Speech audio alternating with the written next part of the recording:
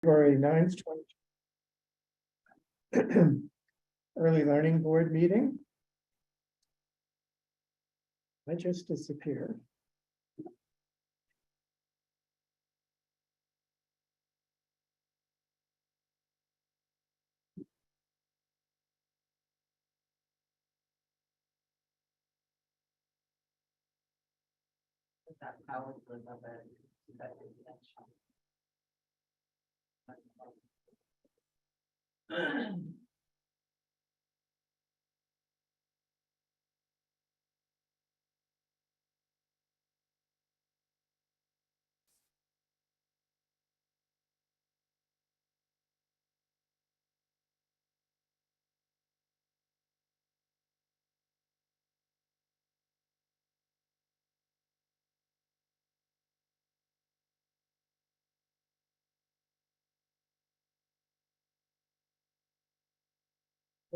Thank you.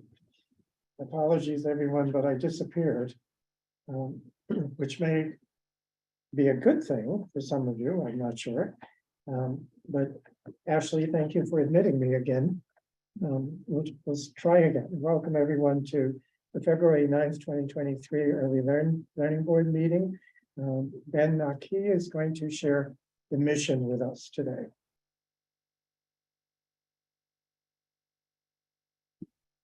Ben?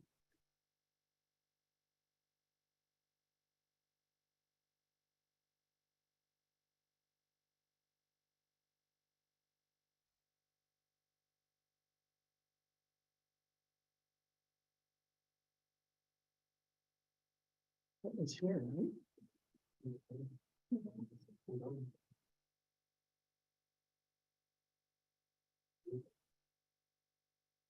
Are you able to hear me, all of you? Thumbs up if you are. Okay. Ben, would you share the mission, please? Sure.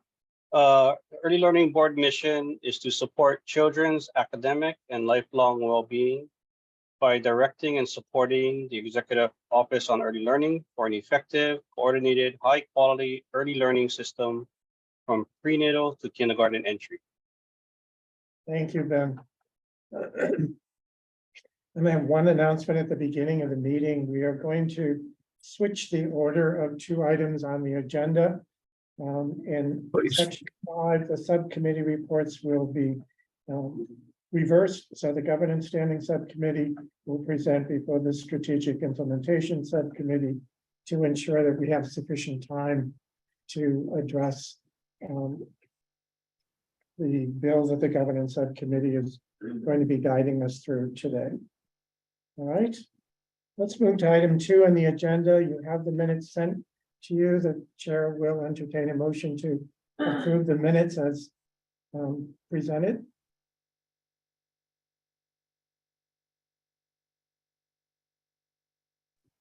Bob, this is Carrie, so moved. Thank you, Carrie. Motion has been made. Is there a second? This is Erin, I'll second. Please take a minute to look over the minutes, and then we will see if there is any discussion to be had.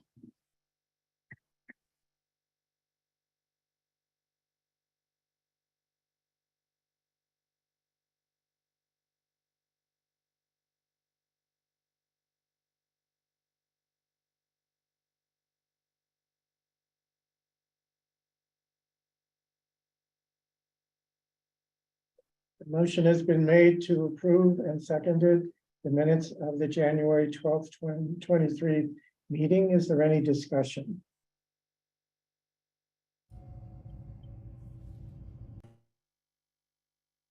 Hearing none, we'll take a roll call vote to approve the minutes. Justina?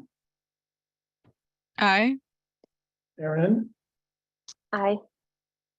Okay, Iolani? Aye. Megan? Aye. Ben? Aye. May?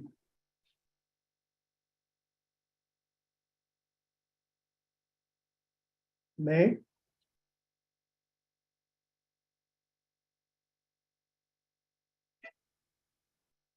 Come back. I vote aye. Napua. Thank you. Mari, Aye. Carrie, Aye. Melody, Aye. and I'll return back to May. Are you here?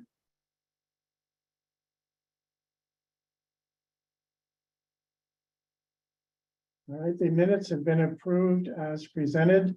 I'm going to use that roll call vote on the minutes to also be the check on attendance. We do have a quorum for this meeting, so that votes can be valid. Bob, Napua put her vote in chat. I'm sorry. Napua put her vote in chat. Oh, I have no Napua's vote. It was May that I didn't hear from.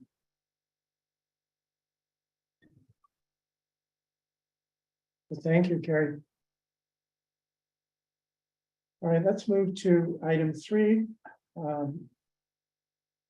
There's 10 minutes set aside for public comment at this point in the meeting. 2-minute time limit per speaker. Comments need to be related to agenda items specifically. Are there any public comments to come forward at this time?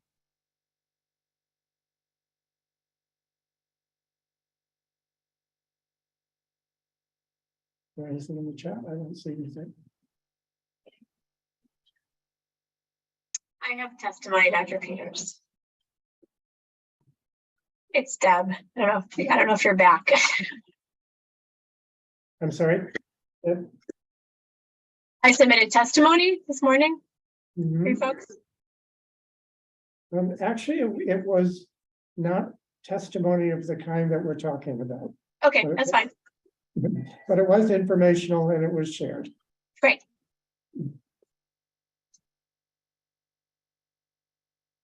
All right, any other public comment at this point? Hearing none, let's move to item 4, the report of the Executive Office on Early Learning. Yuko and her staff will be sharing this report. So Yuko, I'm going to turn it over to you. Okay, thank you.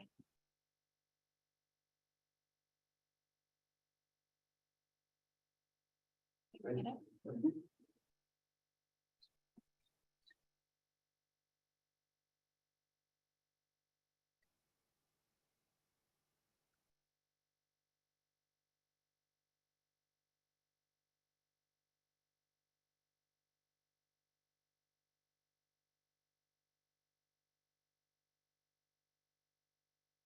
You can click on present so that it takes you the whole. Present on the slides. Yeah, right over to the right side, right there. Slideshow. Yeah, yes, I shows. And then you can go to the next. Slide. Yeah, perfect. Okay. Hi, good afternoon, everybody.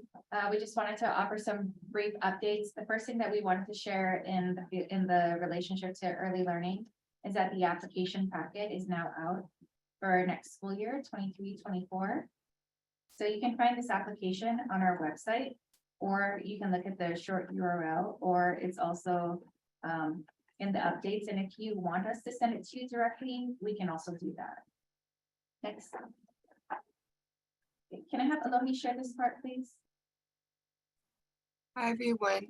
I just wanted to share for the year 2023, I'll be restarting a new information collection cycle about the progress of SIPs. This is our last year. And so if you want to share any information with the Executive Office on Early Learning, you can use the links below or on the slide.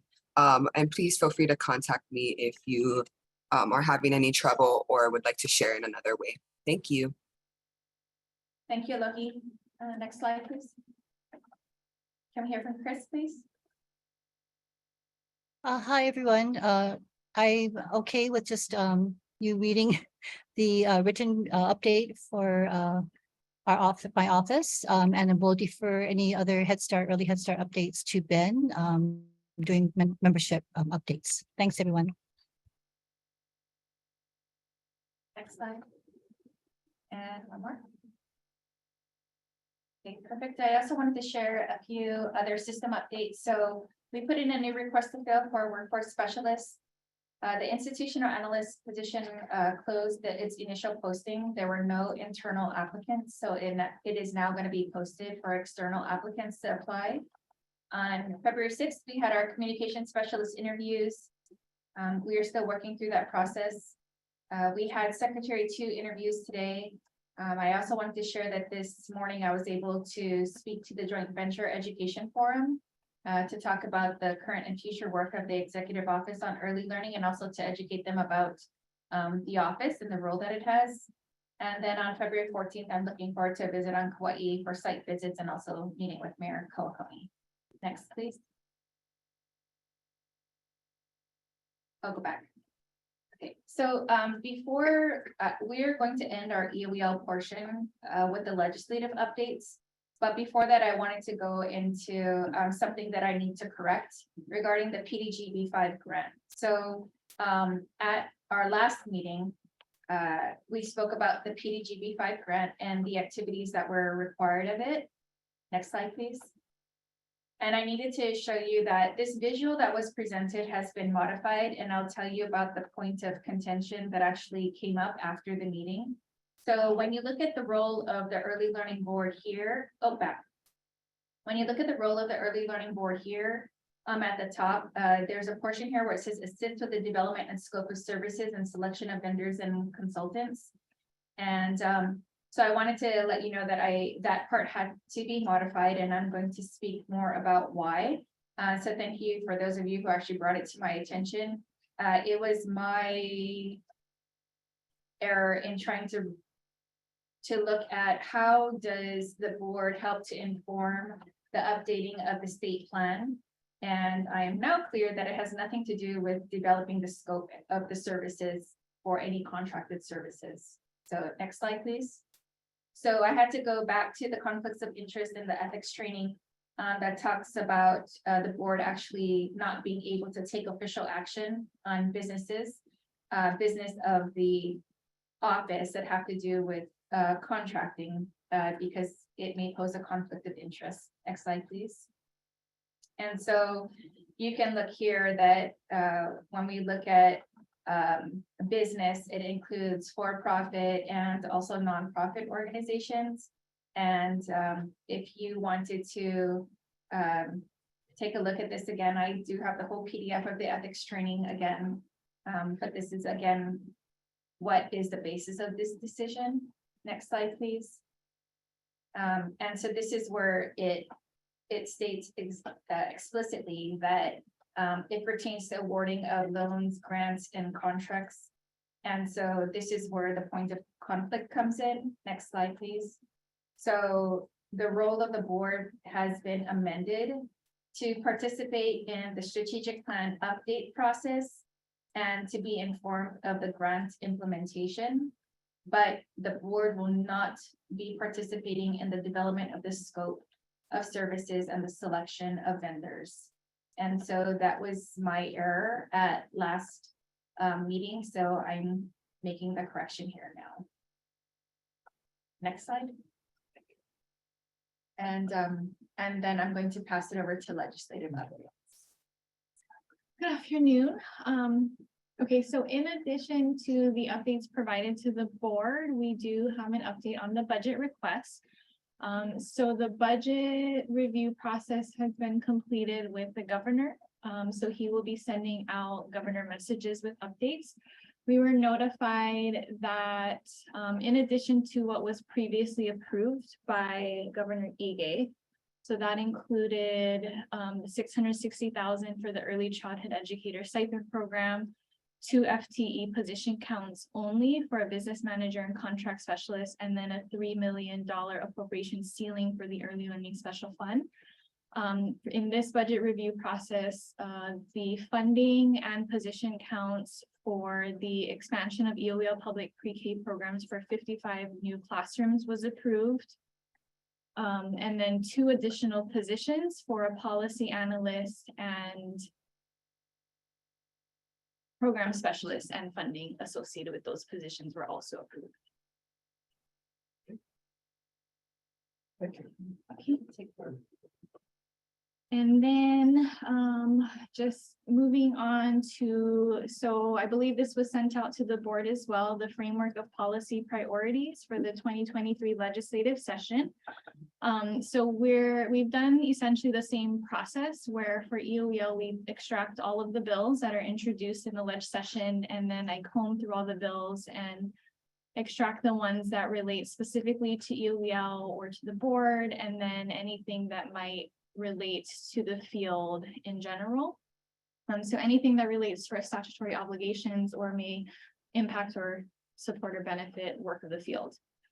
So for this round, this session, I should say, this framework provides recommendations for the board to consider. They include bills that will be tracked, and then the highlighted sections were recommended for submitting testimony on. And we plugged it under the framework of policy priorities that the board had developed. So the bills that are pertinent to each of those sections, we plugged it under those categories. Thank you, Jordana. And we particularly appreciate the fact that you plugged them into the framework. We are not going to go through each of these bills today. I am considering having a special meeting if we need to, but because of the time frame that we have today and the importance of devoting the bulk of our time today to a discussion of SB 1022, please review this if you haven't already done so. We will continue to track them. At the moment, testimony has been submitted for 3 bills. You have received copies of that testimony that relate directly. The bills that have been highlighted are ones that I will work on submitting testimony. The others we will follow carefully and determine if testimony seems appropriate and how we can be supportive of them. But at this point, I would like to take us to item 5 and the governance standing subcommittee work, and ask if Matt Shin would please lead us in a conversation around SB 1022, since we have a delicate time frame for this particular process, and it's critical that we have a conversation around this bill at this particular meeting. So Matt, I'm going to turn it over to you, and thank you for leading us through the conversation. Thanks, Bob. Good afternoon, everyone. If you haven't done so, please take a look at Senate Bill 1022. It was included in the email from that Bob sent out. So for those of you who are not aware, at the 3 p.m. Friday, February 3rd, Senate Subcommittee on Education, the hearing, Senator Kidani deferred decision-making on SB 1022 until Monday, this coming Monday, February 13th at 3 p.m. After the hearing, the Early Learning Board was offered an opportunity to provide additional input and share thoughts prior to the February 13th hearing with Senator Kidani's staff. So before we begin any detailed discussions, I would like to open it up to the board members to find out what are your thoughts on SB 1022 as introduced by Senator Dela Cruz. Anybody want to share? Don't be shy. Carrie, I see Carrie's hand up. Thank you, Carrie. Go ahead. Welcome. I thought I'd break the mold. For me, I think it's premature. I don't think it provides, the language in the bill doesn't provide a good justification for the proposed representation or the proposed structure, the new structure. If it did, I might consider it differently, but it didn't. It doesn't provide a good solid justification for why that proposal for me. So for me, I would prefer that EOEL and the Early Learning Board, really prioritize this in the next few months and get a recommendation to the legislature as requested last year, so that it's better informed, fully support county representation. That's the one piece of the bill I really like. I think every county should be represented on the Early Learning Board, but it just feels like a gunshot type bill that didn't have a lot of thought put into it. So that's my 2 cents. Carrie, anyone else? It's open up to all board members. Bob? Mari has. you can say. Sorry, Go ahead, Mari. I agree with Gary too, because my first question was, why is this? That was my question, and then, nothing could explain to me why. And then, it may be easier to handle small number, but for whom? That will be my question as well. And then if there are only few people, then who are these people is gonna be? I have lots of questions, but this seems like brought up multiple times. This is not the first time they talk about the number of the people who is involved. And then I don't think it's bothering us as board members. So I'm not sure if there are some people who have concerns about having a larger number than other group. So, I just want to have a little more explanation. Thank you. Thank you, Mari. Iolani, I see your hand up. Go ahead. Aloha kako. I just wanted to add in a couple of things. I guess first, my first reaction to this bill when I initially read it was I was quite shocked and disappointed, because I feel like the representation that we do have within our board allows for us to really work collaboratively and voice concerns from our very diverse group and the the groups that we represent.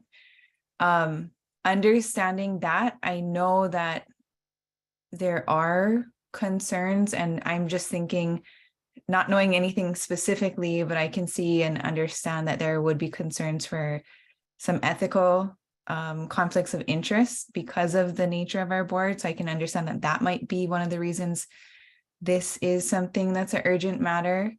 It also seems like the urgency of needing to make a decision and on this seems apparent to me. And I think that it would be wise of us to put forward a recommendation quickly rather than wait and have that decision made for us. So I really think that we should work on that. I think county representation is wonderful. However, like I was saying before, I don't think that those individuals and what they're working on necessarily fully understand the different sectors that we have here. I did want to put forward, and I know this is a lot and I might be jumping ahead, but I did want to put forward the possibility of using subcommittees as a way to keep voices from our board involved, and to make sure that that is continued forward. So I'm just going to put all that out there. And then, of course, the big concern for me is that there was no representation for Hawaiian medium from Ahapuna Leo in this current bill. So that would be something that I would continue to chirp about until that is fixed. Okay, mahalo nui. Thank you, Iolani. Anyone else? Yeah, Matt, I guess I have a Go ahead. question and comment. The like as I was trying to prepare for the meeting, I was looking at the Board of Ed statute, right? So it looks like that, right? So that's what they're endeavoring to do here. And now I guess my question for folks in the meeting is, are there other boards that are comprised the way that the ELB is? Or is our composition sort of anomalous statutorily? It seems to me like the regional appointment and the at-large, like that's the way business is normally done with with the boards, Board of Regents, Board of Ed, right? Not commenting on whether that's right or not. I'm just like, the question is this the one that's the square peg or whatever the expression is? Carrie, go ahead. Yeah, just to respond to Steve. So Steve, the HICC Council is more representative across entities. Sorry, what did you say? The Hawaii Early Intervention Coordinating Council is designed to be more representative for those that touch children with special needs, you know, in the system that supports them. So that would be one example. But that's not a board, right? It's a governor appointed council that oversees. Right, but it doesn't, it's different in that, I mean, I'm just trying to break it down here, right? Because the board hires and fires a director, in this case, executive director, right? Like in the case of the Board of Ed, it's a superintendent. In the case of the Board of Regents, it's the president. It's a little bit different to be a board than a council. Like I have a council where you're convening folks to have conversations, but that's not the same as like an authority over an administrative unit. Yeah, thank you. Yeah, good clarification. I would just leave another question on the table is, Department of Education is a closed system. The early childhood system is not a closed system. And I think that makes this situation very complicated. And that's why I would like time to discuss what is that right structure that can support the broader early childhood system. It's not supporting a state department.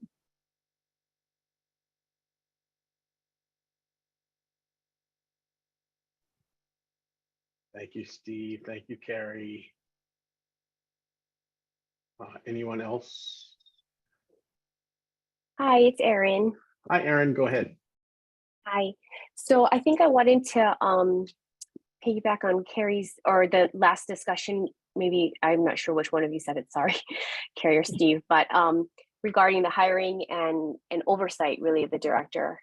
And I think the concern that I have regarding county specific seats kind of being the mechanism for who's on the board is that I am curious if the county coordinators might then be the selected representatives that are on the board, which then to me, I guess, and I'm not a government official person, so I'm not sure, but if they are county people who then would have oversight over a state employee, I'm not sure how that kind of functions. I don't know if I'm even saying anything that makes sense, but I do hope that if that is an issue that that can be addressed somehow, and that I do think there is value to having the different sectors at the table.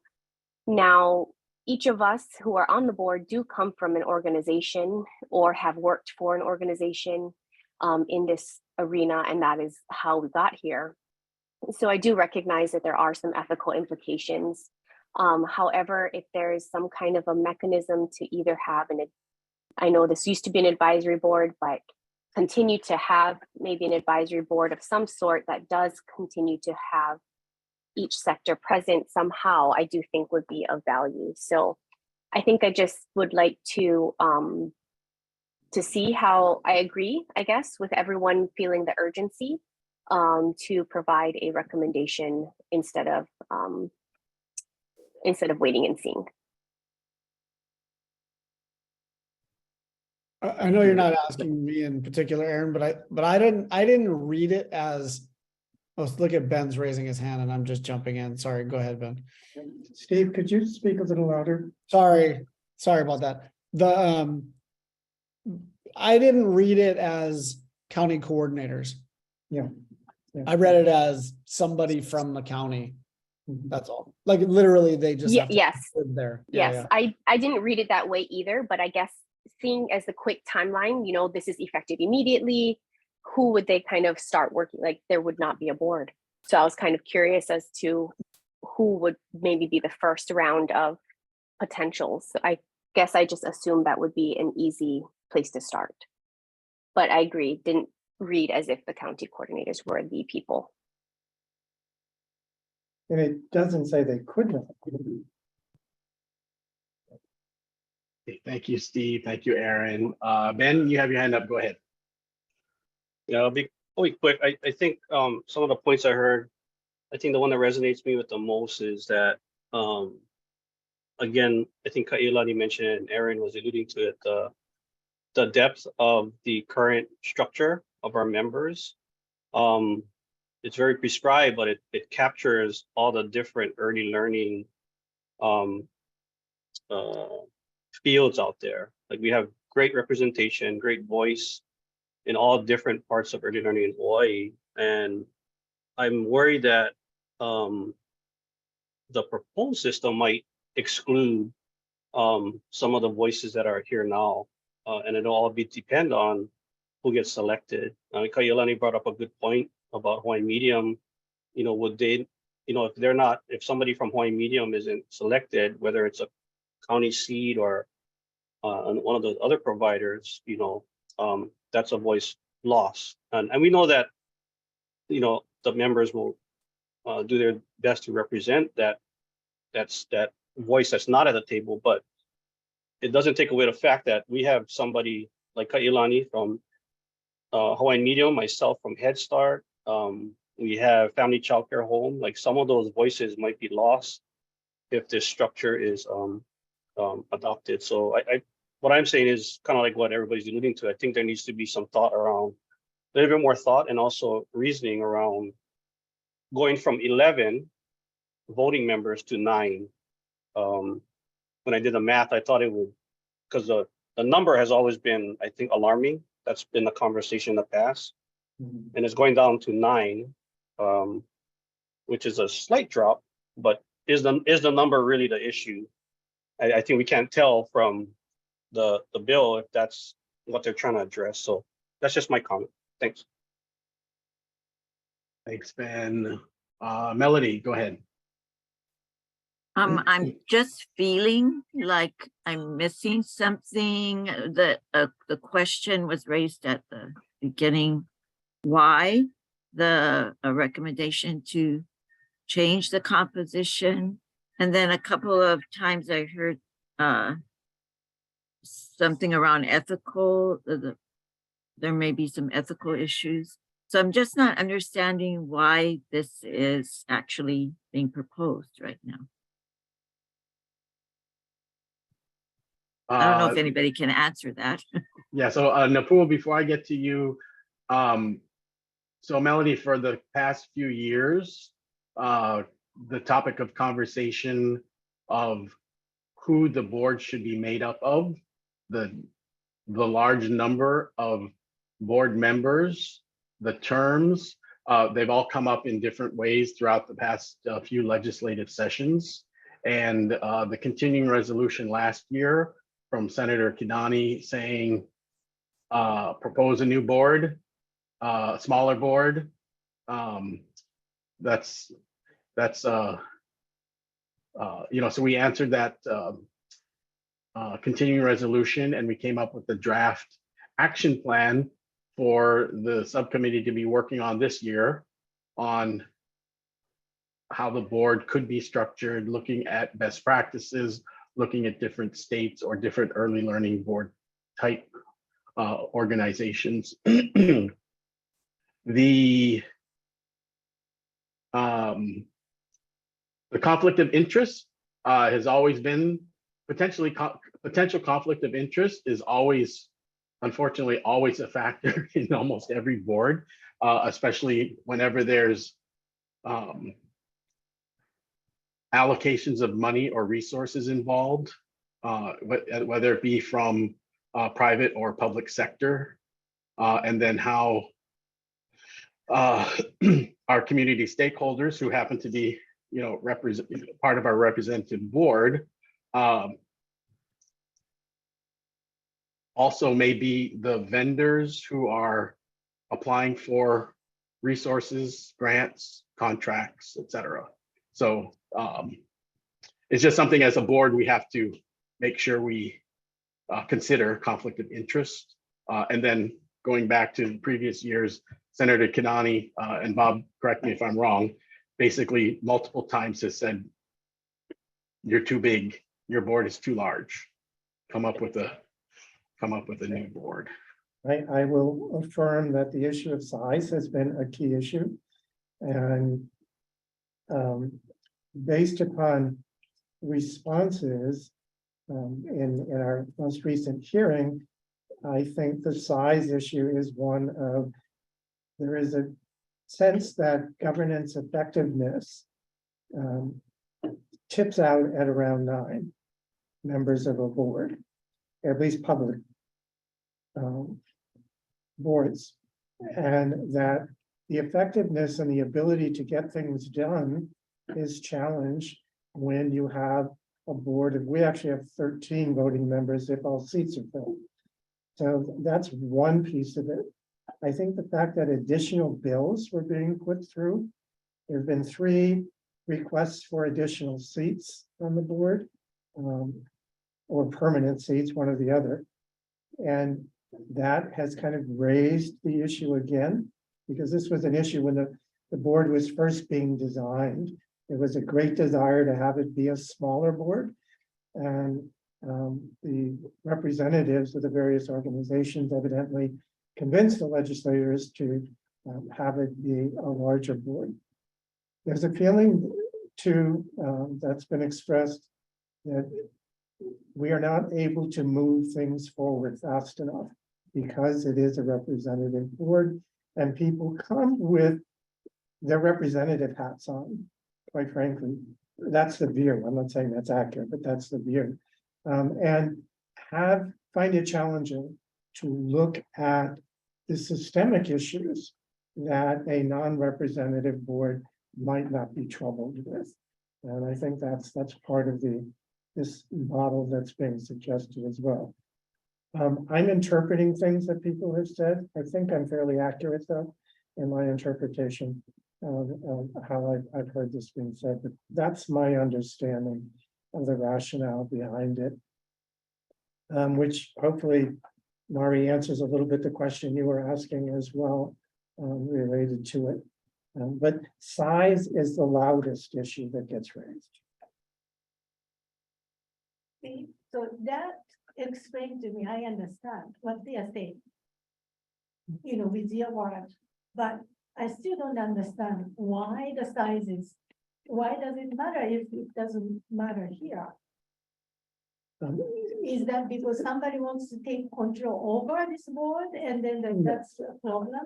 No, I don't think so. I really think it is the larger a board, the view is the larger a board, the less effective it can be because you have to bring that many more people to consensus. And has it been? Yeah. No, has it been in this board? Has it been with this board? Is it very inefficient? I don't know from my point of view, no, but my point of view isn't the key here of the legislators who are putting out this particular issue. It really is their view of what they envision we should be doing. And I can't quite define that particularly for you either, but I think it's the expansion. I think it's moving faster. I'm sure all of those things are tied in it, and some frustration and same size as an issue. And traditionally, boards have not been this big. Combinations, but I'm speaking for others, and so I'm hesitant to say any more than that at this point. Matt, should I summarize accurately from your perspective? Yes, thank you. Thanks, Bob. Justina, I see your hand up. Go ahead. Thanks. I think because I'm also trying to imagine the outcome, right? We're trying to, well, and Carrie, your feedback was interesting that they may not be submitting testimony for Monday. So I'm actually not clear about what position we can take at this point in order, if we come to some agreement about what position we want to take, what form would that look like if they're not still accepting testimony on this for Monday? But my bigger question is, I guess I know that the governance subcommittee was taking the charge of doing some of the background research and presenting to the full board on possibilities for our composition. And I think what I need to know to make a better decision is sort of where are we, what's the status of that process?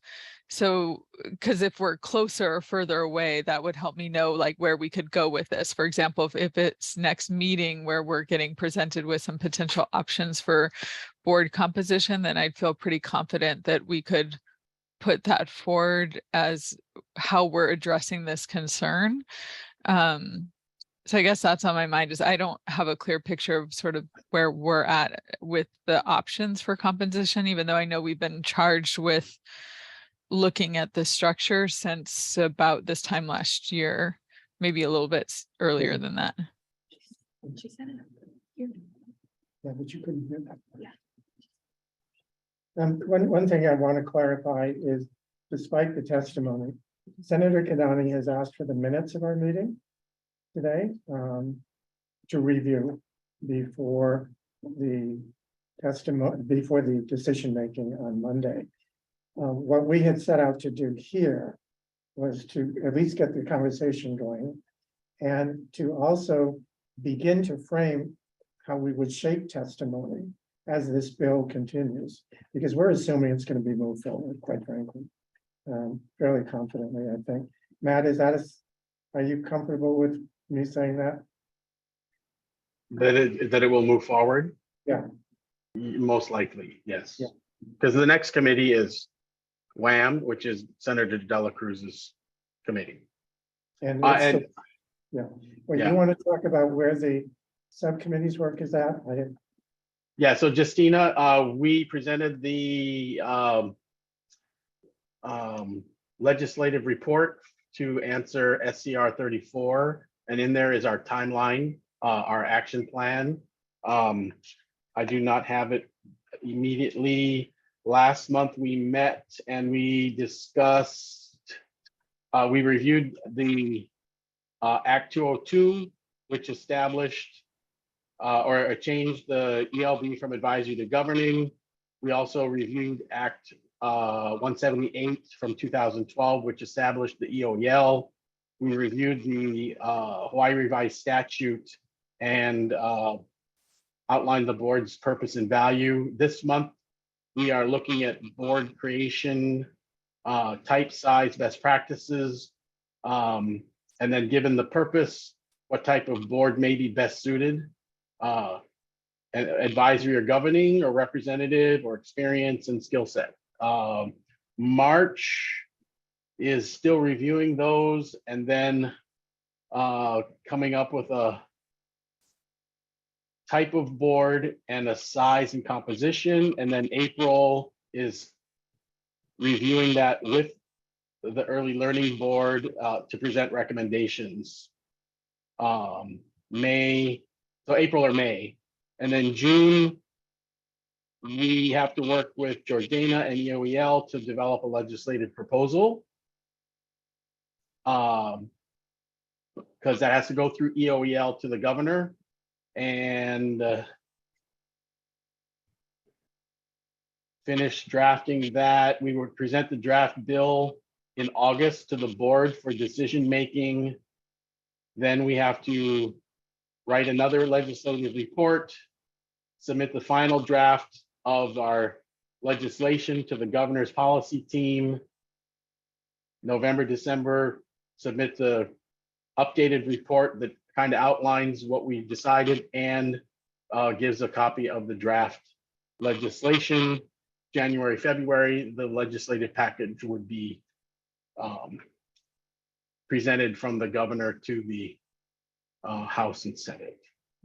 So that's the action plan that we outlined that it's fairly clear to me that they did not like. So Napua, I think I forgot to get back to you before. I'm sorry, I apologize. So I remembered this time.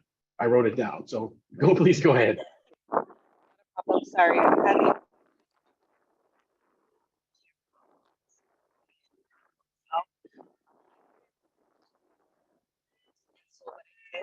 Napua, we cannot hear you. on. Can you hear me now? Yes. Oh. Can you hear me now? Yes, we can hear you now.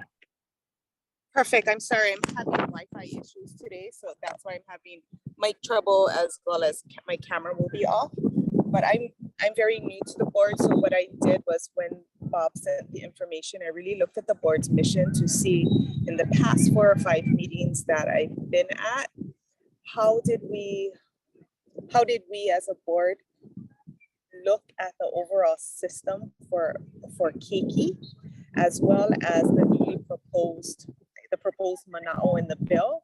And one of the things that I thought about the county representation as well as the minimum qualifications was that it was pretty prescriptive that they would get someone who's very vested in early learning and very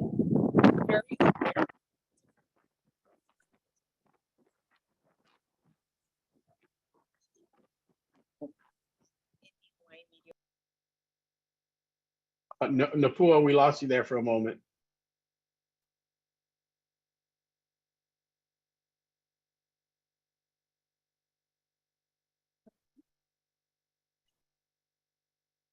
She got knocked out. Did we lose her? Yeah, I think we did. Matt, are you able to summarize what you said so far? I was losing a good bit of it. She said that she was looking at how basically our decision making, going back through the minutes, seeing how we were functioning as a board, and that's as far as I got in her conversation. And that the county representation and qualifications piece appeared to indicate they would select someone who is very vested. And Jordana said, and the way the bill is written with regard to the qualifications for the county people, it appears that they would be selecting someone who is very interested in early learning. It doesn't say experience, though, as I recall, does it? You know, it's just interested, I think, or committed, I think. Yeah. Okay, Napua, we were just summarizing what we heard. I'm sorry, you had dropped off, so please continue. Sorry, I'm having major Wi-Fi issues. Can I submit it in writing and then that be added to the minutes? I think that I can hear you guys, but you guys are writing it out. Is that possible, Bob? Yes, absolutely. If you want to write notes in the chat, that's fine. Thank you. Perfect. And then you can continue. Thank you. Okay, thank you, Napua. Iolani, go ahead. I was just wondering if, I know that we have this plan, which apparently is not sufficient. And then, so I'm assuming that part of the reason why it's insufficient to this point is because of the timing of it, and it's not being done quick enough, which does work against us in our points of our board not being too big and able to get things done quickly. So I'm wondering if there would be a way for us to really fast track that. And in addition to that, maybe in our comments or whatever proposal we're going to state is showcase that our past board meetings, and we can go back as far as we need to, but as far as I recall, there really hasn't been an issue with getting everyone to agree on something to pass or approve any board actions or anything like that. So I think that might help to substantiate what we're seeing, and in that we're able to agree. That's not the issue. It's just that these are complex issues that, sometimes take thought. So I'm just wondering if that position would help, but I do think we need to fast track it. I don't think waiting is going to serve us well. And if we're only trying to get down to 9, I'm just going to throw it out there. Does anyone feel comfortable being on a subcommittee and not having a seat? And those types of questions we will get to. So Okay. People don't have to make a answer to that right now. But thank you, Iolani. Yes. Carrie, go ahead. Yeah, in looking, I was trying to look for other states' structures for their departments of early learning or their departments of early childhood or their early childhood divisions within departments of education. Trying to look in Hawaii at attached agencies and attached offices to find out if they have their own boards. And I just have a kind of a basic and fundamental structural question is, I think the intent was to have, like, people have asked, why isn't the Executive Office of Early Learning under the Board of Education? It's an attached agency. Right? I think it's an interesting question. They're not, because the Department of Education does not serve keiki birth to 3. And then the keiki that they serve 3 to 5, they don't serve holistically like we do in the early childhood space. So for me, to Kaiulani's point, I think this needs to be fast tracked. I think we need to suspend our assumptions. I think what's in the current bill language is made up and based on the Department of Education. I don't think it was well thought out. And I think we need to start looking at other examples. I mean, it could even be going back to a council, like Washington State, it's a council that advises. So for me, it's kind of this big structural question that I think needs more thought than what's in this bill. Yeah, I'd like to jump in there because Carrie, I've done similar kinds of searching. And one of the things that I'm struck with is that because we are statewide and not regional in the way the state is organized, a lot of the other states have regional representatives that come together as a council, as opposed to representatives of organizations or agencies. Some of the ones I've checked out anyway. And so I do think there is a little bit of a difference there, and I don't know how to wash that out, but just an observation I've made as I've started to do some searching around that in response to the kind of thing that you're sharing. That doesn't settle anything. It's just, I think, sometimes the way those councils are designed. And I don't know that they're governing because a number of them are within departments too. And the other issue that strikes me is when the broader early learning community talks about governance, they're often talking about where is the authority to move forward the early learning initiative set, so that the EOEL would be a considered part of the governance because it gets the money, it distributes the money, it does those kinds of things, as opposed to the board structure that we have in our conversation. So I think there are two different things here also, and Carrie, that's not in response to what you said, it's just something that popped into my head as I was sitting here, because a number of times I've looked at governance issues in early childhood, and it's often governance of programs, governance of funding, those types of issues which reside within a department or within an office, as opposed to a board regulating. It's hard to get your hands around what are all the states doing from a board perspective, if they even have them. That doesn't mean we shouldn't look for them. I'm just suggesting. Thank you, Bob. Thank you, Carrie. And Carrie, that's part of what the governance subcommittee is beginning to look at this month and next month, is all the different makeups of boards that we can find, and try to make those quantitative and qualitative comparisons, because the state of Hawaii is fairly unique, and it's single Department of Education for the state. That itself is so different from some others that we really have to just kind of look and see, and then find those touch points that hopefully we can incorporate. But that was the work for this coming month and next month. So. The other issue that's complicating this decision and conversation, in my opinion, is where the early childhood state plan sits.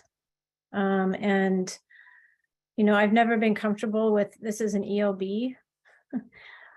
The Early Learning Board has a role in the implementation of the Early Childhood State Plan. I would prefer that to be an EOEL state plan that we all help support. But I think that there's a big question even around the Early Childhood State Plan and where it sits and who coordinates it and who puts out money to support it and all of those questions. And it keeps getting tagged to ELB, which I think isn't a great structure. So.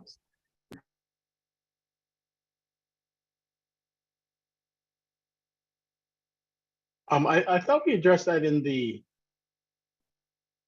response to the continuing resolution, last year's request, because they wanted us to come up with they wanted the ELB to come up with a new strategic plan. And we basically told Senator Kidani, the board does not have a strategic plan of its own. The board supports the EOEL plan. So is that right? Is that right, Bob? Yeah. And that we were not going to put forth any resources for the board to actually come up with its own separate strategic anything, that we were just going to use the current state plan, which resides, I thought, in the EOEL, not the ELB. But I may be wrong. That's the challenge, is I would say, and Yuko, you can correct me if I'm wrong, but I would say that EOEL will say that that's not their strategic plan, that it's a community plan. And I think the benefit to having representation is that the representation around this table reflects that shared plan. But again, if we tighten this up and this Early Childhood State Plan is EOEL's plan, then that gives more guidance on what's needed from a governing board to help support EOEL, if that makes sense.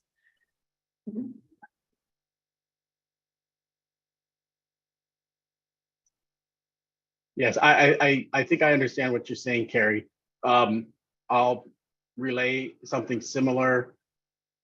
Way back in the day, the Department of Health had a state oral health plan that was the Department of Health's plan. And any of you guys remember, it was called 2468.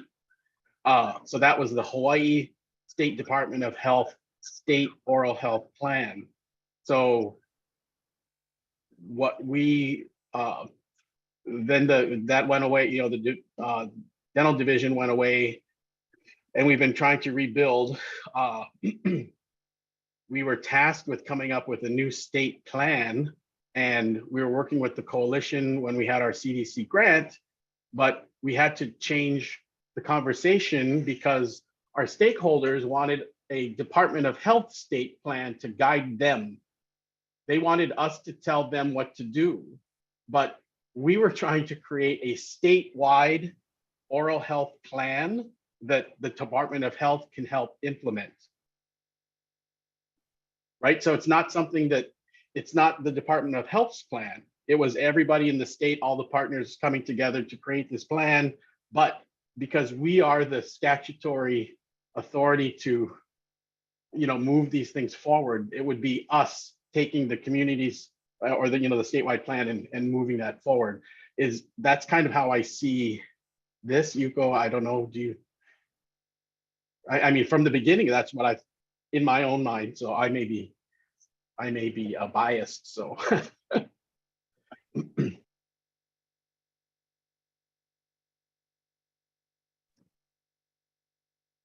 So I guess are people asking what is the responsibility of what is the relationship between EOEL and the state plan? So it is not EOEL's plan. And you're exactly correct that it has always been said that it belongs to everybody. So it is not EOEL's plan necessarily.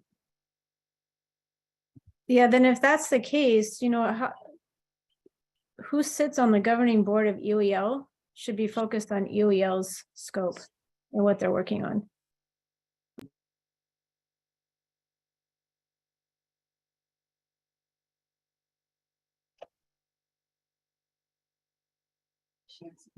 Okay, so before we go deep into other discussions, does anybody else, any other board members or anyone have any additional thoughts on SB 1022?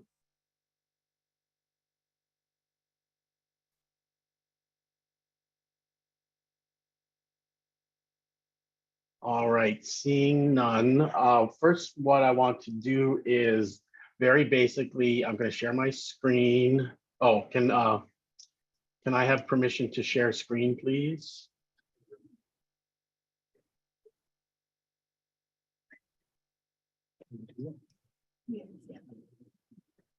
The pool never read anything. Okay, thank you. Thank you. Okay, I am sharing. This is a very.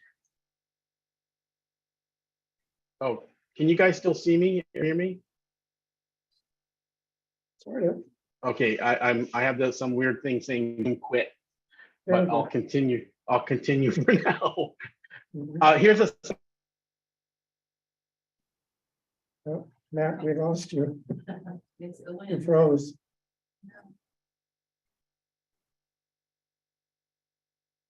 There, I quit. It did quit on me. Sorry. There you go. Let me try again. Okay, fingers crossed. Okay, this is a side-by-side comparison of SB 1022 provisions and Act 202. So SB 1022 has 9 voting members. ELB has 13. The 9 voting members on the SB side are 6 county reps and 3 at large. And then ELB is 6 providers and 7 private non-providers. Ex officios are 6 and 4, which is state agencies on both sides. SB moves Kamehameha Schools, Bishop of State, and Hawaii Association of Independent Schools to ex officio. So the total members are 15 and 17, which is not necessarily too far off. Qualifications on the SB side, nominal and ideal, and the other is, representative, and then the terms somewhat similar. 3 years across the board except the first appointment, and then 2 or 3 years staggered for the ELB. So that's the quick comparison of the two. Thanks, Matt. That was helpful. And thank you, Bob, because Bob actually put that together. So thank you, Bob. I appreciate it. Bob helping me out as we prepare for this. Okay, so again, Bob provided some additional information of the after hearing conversation and the request from Senator Kidani to provide minutes from this meeting and additional information and input to her as the chair of the Education Committee. So one of the things we have to consider is today, if we don't come up with a suggestion for a smaller board size, since that seems to be the main issue, there's a very high probability that SB 1022 will move forward as is, as a geographical based model, after the Board of Education, as suggested by Senator Dela Cruz. Now, that doesn't mean that that's how it's going to end, but the first step, it will move forward to the next committee and potentially remain as is. If it's moved forward after that, with or without amendments, the legislative process, it would have to cross over and then go through committees on the House side, et cetera, before it goes back to joint committees and big decision making. So we have a task today, and it's basically, I believe it is to, as has been suggested by some of the members previously in our immediately preceding conversations, we need to fast track this and possibly come up with suggestions. Now, these are not binding and or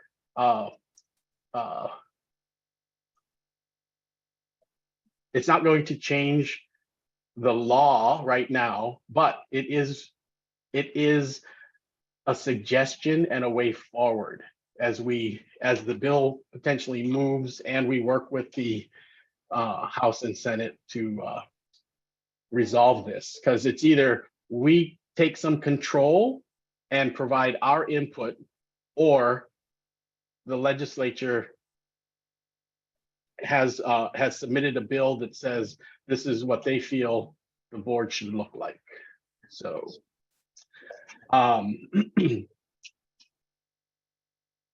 so the first thing I think everybody seemed to be fairly clear is that everybody believes, and I think agrees, that we should maintain some type of neighbor island representation.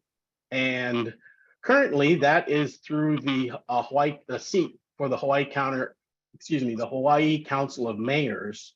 And I believe we have three, we have Kauai, Maui, and Hawaii Island, Hawaii County, right? We have folks in those three mayor councils at the moment. Do we have anyone on Oahu for Honolulu County? Is that yes? Yes, We do. okay, so we have all four counties covered, is that correct? Or are we missing one? Matt, my understanding is that the current seat is one of those four. They can only represent the Council of Mayors. And so they're representing all counties, which really doesn't make sense. So that's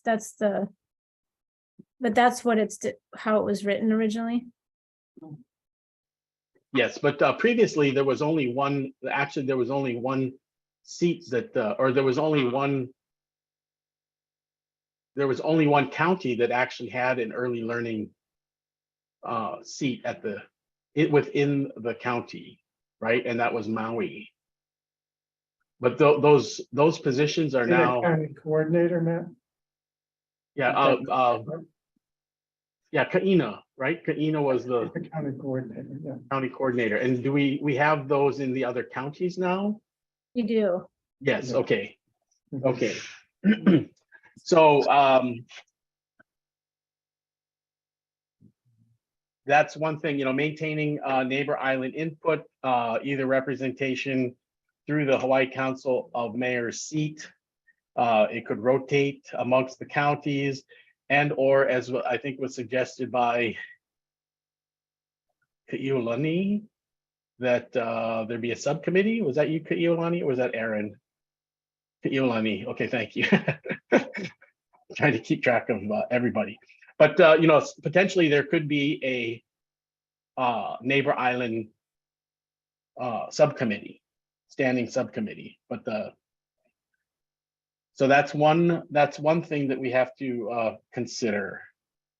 One of the other things to consider is removing the voting member seat or seats that are currently vacant and or have been very difficult to fill. And Bob, it's the family child care provider. We've only filled that twice, once on the advisory board and once on the governing board. It's very difficult to find somebody in that capacity who's available to be able to meet with us, evidently. That's been the most difficult position to fill. The only other one was the mayor's county seat, which has not been occupied. Right. Okay, so that's the second thing we should have to consider. The third thing that we need to consider is reducing the number of voting members to eliminate or minimize potential conflicts of interest. And those seats could be moved to non-voting or removed. That's something to consider. And then the last thing that we have to consider is removing voting seats that can provide input to the board through their official public agency relationship. So there are some seats that actually have the ability to provide input to different agency directors. So that's something that we may want to consider. So right now, this is up. These are things that are up for discussion. So why don't we start with the neighbor island? Maintaining the neighbor island input seat. What are people's thoughts? Or Iolani, go ahead. I just had a quick question of the current board members, who is from a different outer island? Can we know that so that I just feel like I don't think we have anyone who's currently on the neighbor islands. I know Napua is. Oh, Napua is, yeah. Oh, Napua, okay. Is there anyone else? Everybody's on Oahu, based in Oahu? I think so. Okay. That's a astute question, Iolani, too, because like the theory of action here, right, is that we may not have sufficient representation from all the islands. And then I would argue, Matt, that like having one person representing the various counties is a hard argument to make. It's not impossible, but we got to figure, like, if we're going to come with something that's an alternative to this, we better have a rationale for it.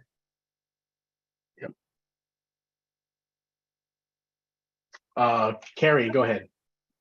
Yeah, and I want us to be clear too, that right now the representation is by organization or whatever you're representing. We don't have county representation per se. So for me, the question is, do we think it's important for the early learning board to have county representation? And I would argue that because UEL is tasked with statewide coordination of the early childhood system, that having county representation from each county and coordinating with counties is really important. This is Mari. Mari. I was gonna just ask, like, for example, our group, American Academy of Pediatrics, that's a statewide. So we have membership from other islands too. I just happened to be on this island and then came to the meeting. But it can be somebody who is coming from other islands because they are practicing there. And then like a home visitors group or other group may have a similar, they just happen to be here, the representation is here, but actually they have a group who are practicing in other islands. Does it count?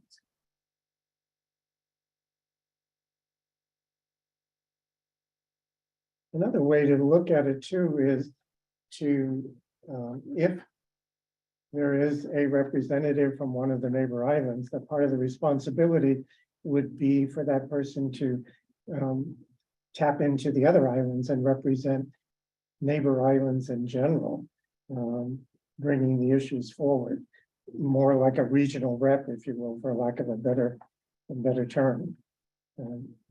I don't think we're going to be able to add a representative from each county, specifically as a county rep per se, which we're going to increase the size of the board if we do that.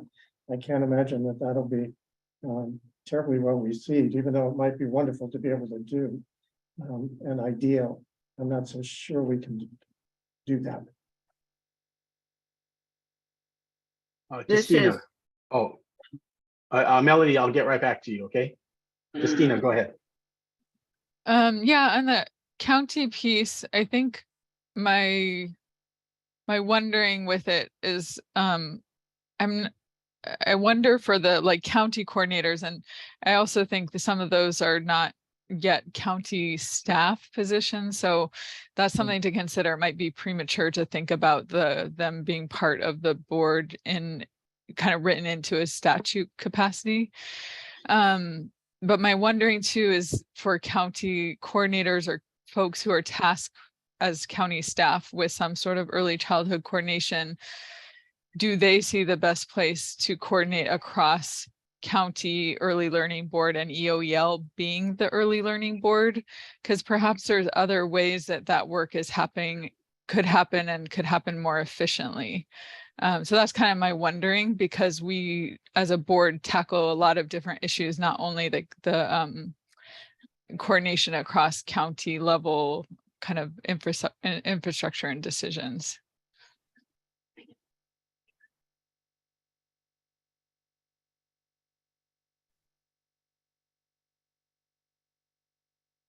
Thank you, Justina. Melody, go ahead.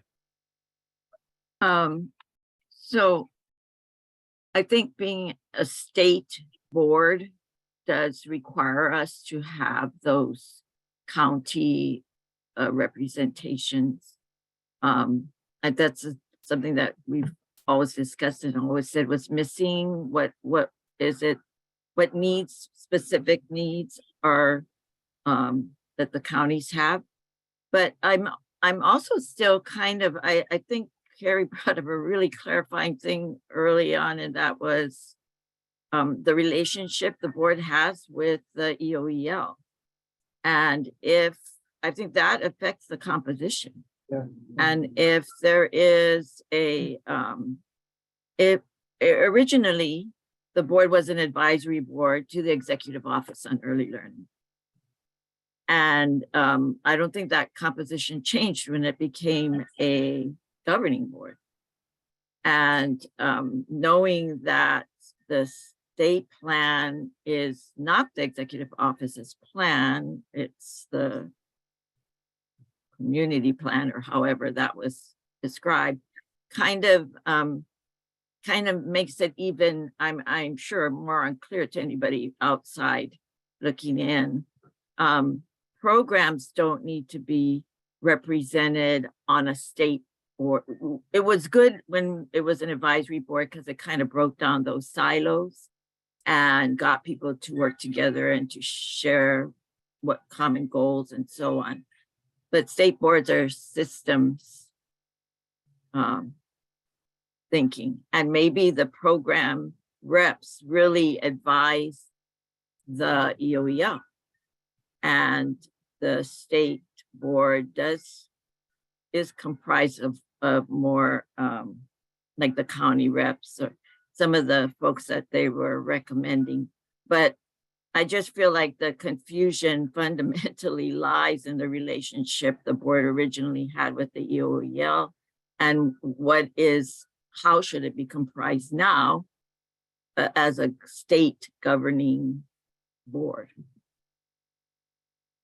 And if I can give a real tangible example to elevate Mel's comment, like I represent the Hawaii Early Intervention Coordinating Council, but if the Executive Office of Early Learning is not going to be doing anything related to keiki birth to 3 with special needs, then I don't know why HEICC would be represented. Again, it's a EOEL scope and we're governing EOEL. So there's a tangible example.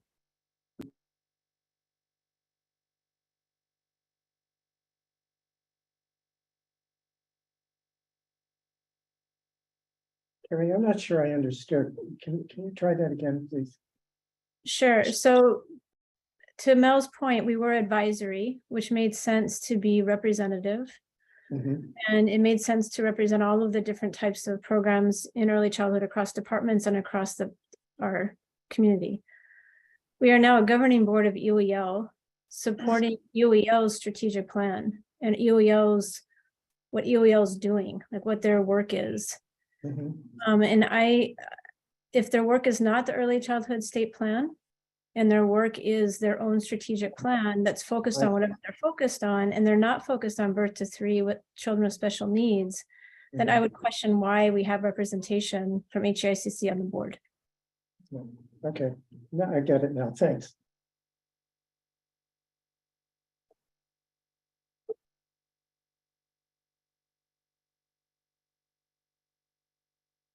Okay, any other discussion about neighbor island representation?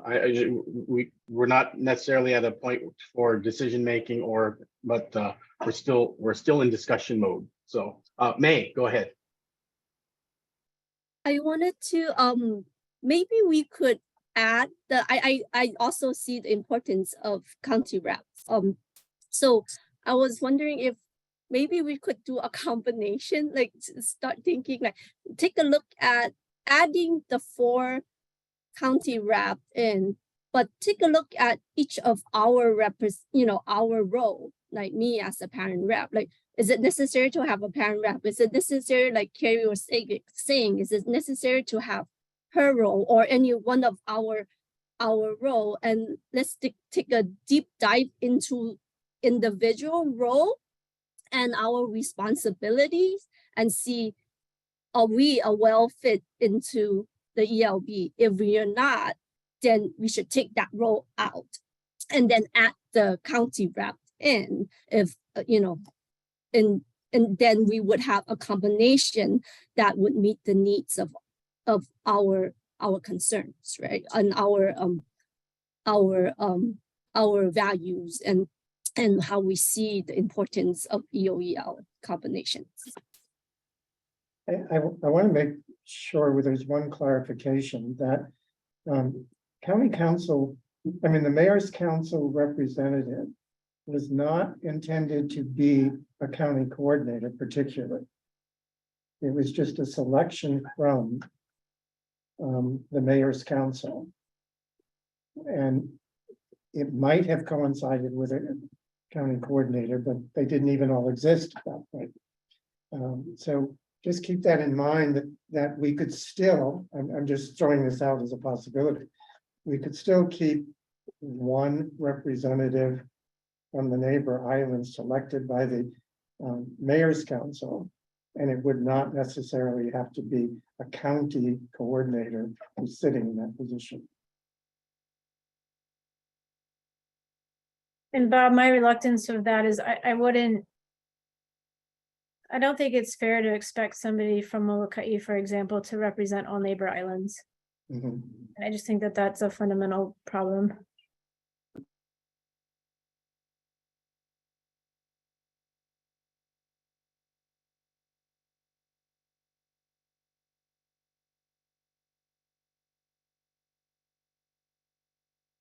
Any other input or discussion? I wanted to go back really quick to Mari's comment, and I know that some of us are in similar situations where we do have, statewide operations.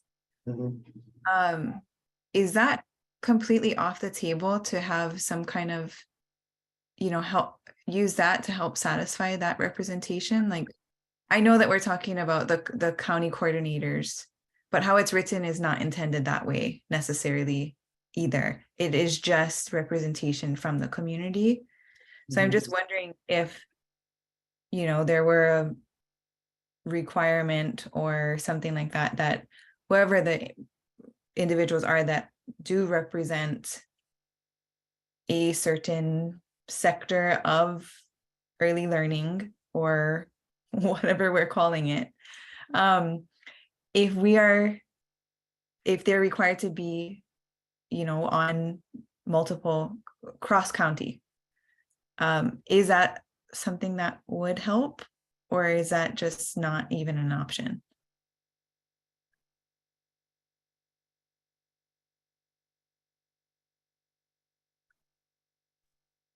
And I'm just saying that because personally, when I come into this, I'm thinking about our teachers, our kumu, our ohana in different communities from Hana to Nu'uanu, you know? So I just think that that shouldn't go unnoticed, especially when you're dealing with individuals or organizations or representatives that do span those communities. So I don't know, just suggestion.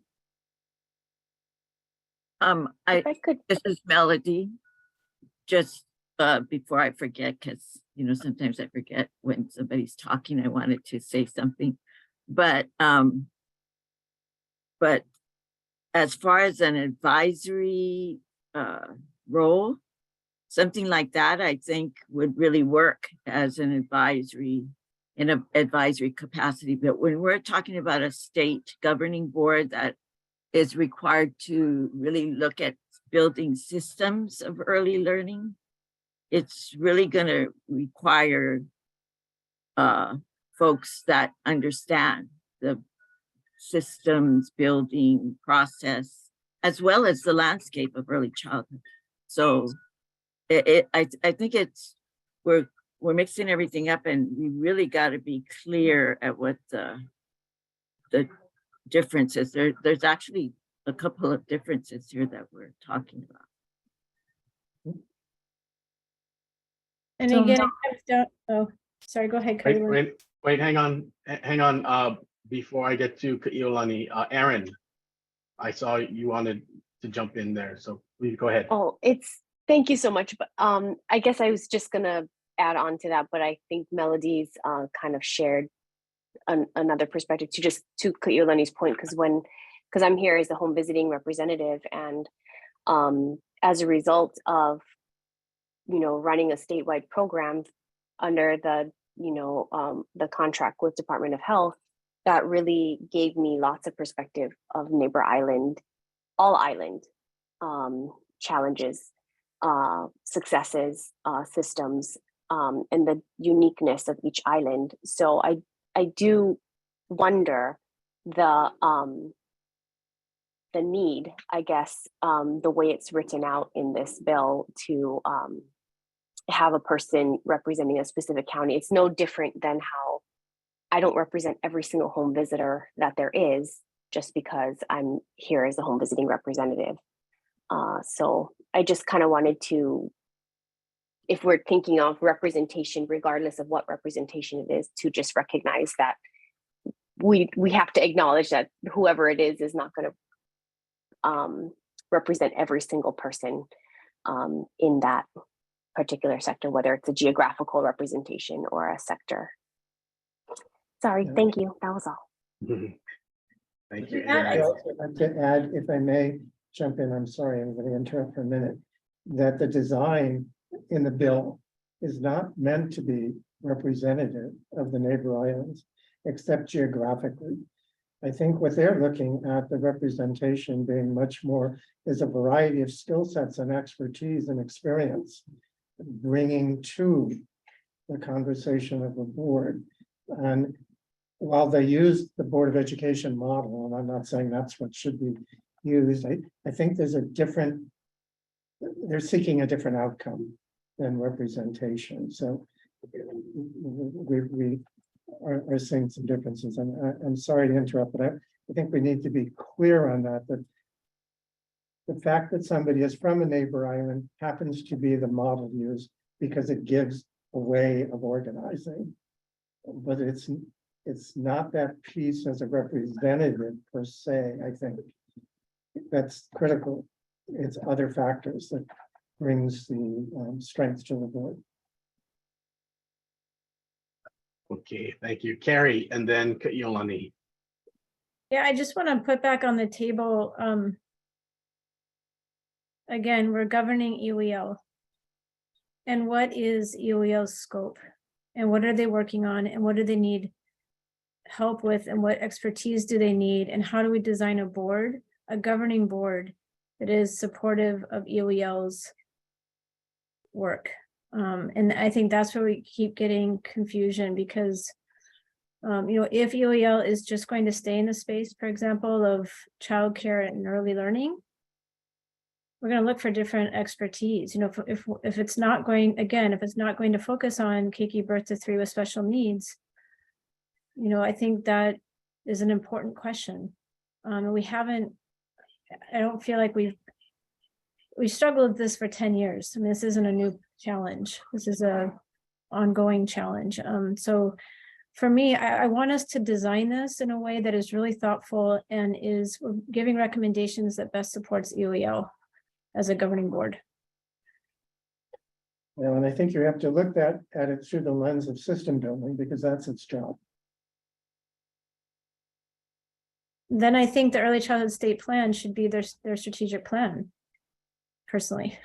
So But they don't have, the challenge there is, Carrie, the authority. I mean, that's the reality of what EOEL can command. I think that gets in the way, just by virtue of the relationships with the rest of the state and the agencies involved. It makes it difficult. I'm not saying that's the way it should be, but that's, I think, the reality piece. I'm sorry, Kayamani, I jumped in again. Somebody needs to mute me. Thanks. Wow. Okay, go ahead, Kayla. No problem. I was just seeking a little bit more clarification on, what Carrie and Mel, what you guys are saying when you are talking about county representation, and then to what Bob, you were saying is, are you thinking of the county coordinators as the people that would be taking those seats? So that would be a new suggestion, right? That would be changing the bill. Or are you thinking along the lines of what Bob was explaining? I want to get that clear so that I understand.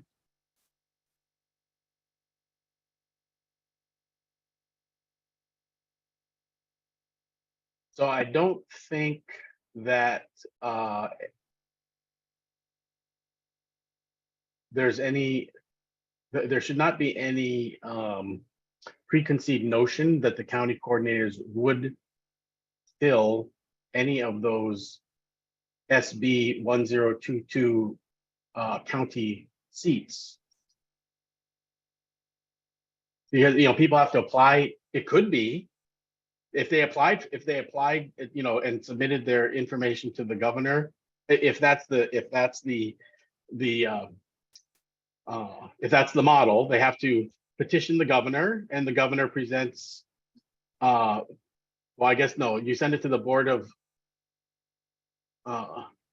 boards and commissions. Boards and commissions does research and then recommends to the governor. Then the governor recommends to the Senate, and the Senate has a hearing and then approves or disapproves. So meeting the other criteria that are in SB 1022 for qualifications and experience and leadership, et cetera, that's the, who is that, right? We don't know who that is per se. So yeah, my question that I would like clarified, or what I'm trying to clarify is, Mel, when you're talking about county representation, are you seeing that as just an individual from that county that meets the qualifications that are currently in the bill, but might not necessarily be that county person? Or are you thinking that this would be the person that is already involved at the county level? No, I don't think that person right now we're thinking about it's any specific person. What is written in the bill is that one member from each county with those following qualifications. Yeah, like they got two real specific ones: leadership experience and abiding interest in early learning. So, those are kind of general, but I feel like that leaves it open to somebody from each county filling those requirements. And frankly, as a representative of FCIL programs, if I feel like as a program person, I could advise, it could be part of an advisory council as a program person. We're statewide too, as a FCIL program, but as in an advisory capacity, I think that originally was the purpose for having representation of FCILs on the advisory council. Okay. Yeah. So I just want to make sure you're saying that you like the language or agree with the language in the bill. Correct. Okay. In Kaiulani, I see it a little bit differently. We've in this new proposal, we stack the board with state representatives. So for me, if we're going to stack the board with state reps, we should also include county reps if we are really trying to build a system. And so but I also don't feel comfortable having this conversation without the county coordinators and without the counties chiming in and without ELL saying, yes, that would be really helpful. So I think it's an interesting question, and I don't have if we're really looking at systems building, I feel like the counties versus somebody just representing a county that's a business owner, for example, would be more effective personally, but that's my 2 cents. So remember, we're not necessarily today, we are not necessarily trying to solve everything. I mean, we need to think about it, but unfortunately, one of the main things from Senator Kidani is the size of the board, right? I mean, that's the more immediate issue. So Matt, could we propose to take off 2 people? I mean, it's the difference is 15 people, right? I mean, they're proposing a reduction of 2 people. So maybe we could just say, sure, these are the 2 we propose to take off. I mean, to me, there's a disconnect in what her ask is and what we really need to deal with and manage, because the proposal, it doesn't really address that issue.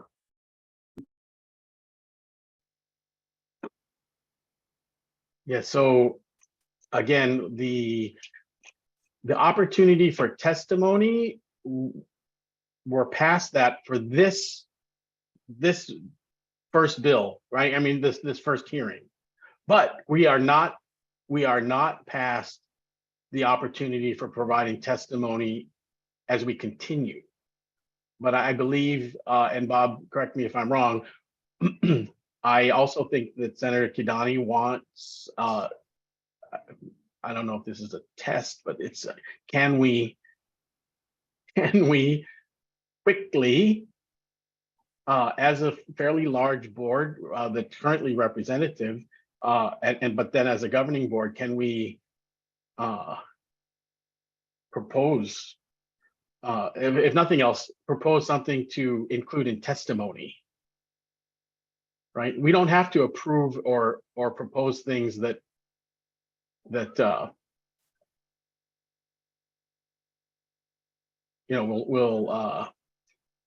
that's it. Whatever decision we make today, there's no changing, there's no going back. There's this, we have to live with that. This is really just, we need to come together, figure out some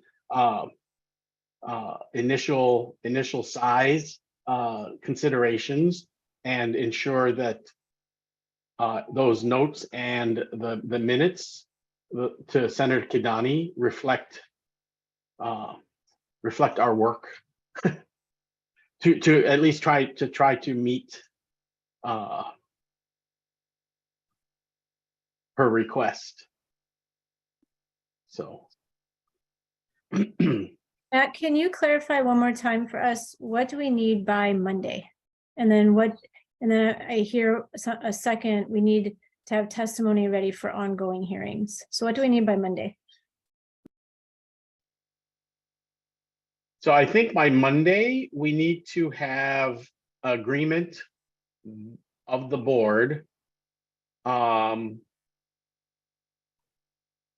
least the beginnings of a reduction in size that we can include in testimony going forward. Because again, we don't know what Senator Kidani is going to do at decision making, but most likely it's going to move forward, right? And then we'll be testifying again at the WAM hearing. So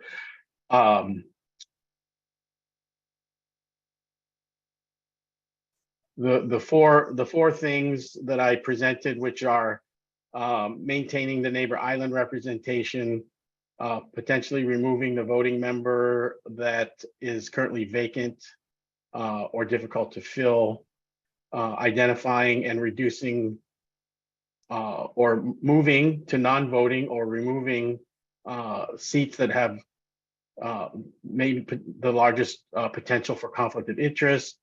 And then the last one is considering removing seats where those organizations have representation through an official public agency relationship. So, and that's to reduce, basically to reduce the size. So they did in SB 1022, they did, I mean, already they reduced us from 13 to 11 by moving Kamehameha Schools and HAIS as ex officio, right? That was right off the bat. And then they changed the composition of the voting member board.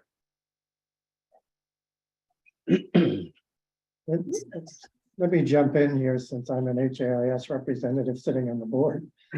I don't think that's a bad idea. I think HAIS's voice, if we're going to remain a representative board, needs to be part of this conversation in some fashion. And a non-voting member might be a good place. I'm saying that without having had an opportunity for a conversation with the executive director of HAIS, so I don't know what his attitude would be, but that certainly would be one possibility. With regard to KS, and I wish Napul were still on, and something that struck me from the very beginning of the way this board was organized, that funders having voting authority on a board like this, where many members appeal to those funders, is a little awkward and delicate. Just from the point of view that the perception of undue influence is always hanging over the head of that situation. And so perhaps a non-voting role is not a bad place for KS, and the voice being an important one to be heard as well. It keeps it cleaner, and it doesn't create any perceptions. And I'm not suggesting that there's been any undue influence. I'm not saying that. But I'm saying that it is a perception that can be had about anyone. And yeah, I'm also thinking of myself as a Samuel Ann and Mary Castle Foundation board member, and I sit here as a voting member, and I wonder sometimes organizations are applying, and while I recuse myself on those organizations, I don't know what the public impression might be. So that's always been a wonder in my head about that particular role. So creating two non-voting positions for those two, KS and HAIS, may be a good proposition for us if we're going to try and reduce the number. That seems like a potential possibility. And I'm wondering, Matt, if as we're talking about this, and we don't wish to come down definitively, if we can at least perhaps indicate what are the things we're looking at to diminish the size of the board. That would be a sufficient way for us to be responding to show that we are acting in good faith around the desire of the legislature to reduce the number. That's another way for us to function here. Anyways, some of the thinking that I've been doing around the way this is set. Hey, Matt, would it be, I don't envy you. This is a really complicated conversation to have in a very short amount of time in response for Monday. And so I'm wondering if we couldn't, our response could be, we will have something within 3 weeks or 2 weeks or 4 weeks. And we call, and I don't know what it's called, Bob, an emergency meeting, or this is the sole focus, and we come up with the recommendations and we do our due diligence, we do some of our homework. Because I think, like even Bob's statement about KS and HIS, I would argue, why isn't Ahapananaleo part of that KS, HIS, Ahapananaleo as a Hawaiian medium? I mean, I think these questions are big and they're really important questions, and I don't think we're going to solve this today. So I want us to think about what is needed for Monday, and then what do we need to do immediately behind this to get some consensus and some recommendations from the board. Well, I think, Bob, thank you very much for, as this grows and we adapt our conversation, it may not be specifically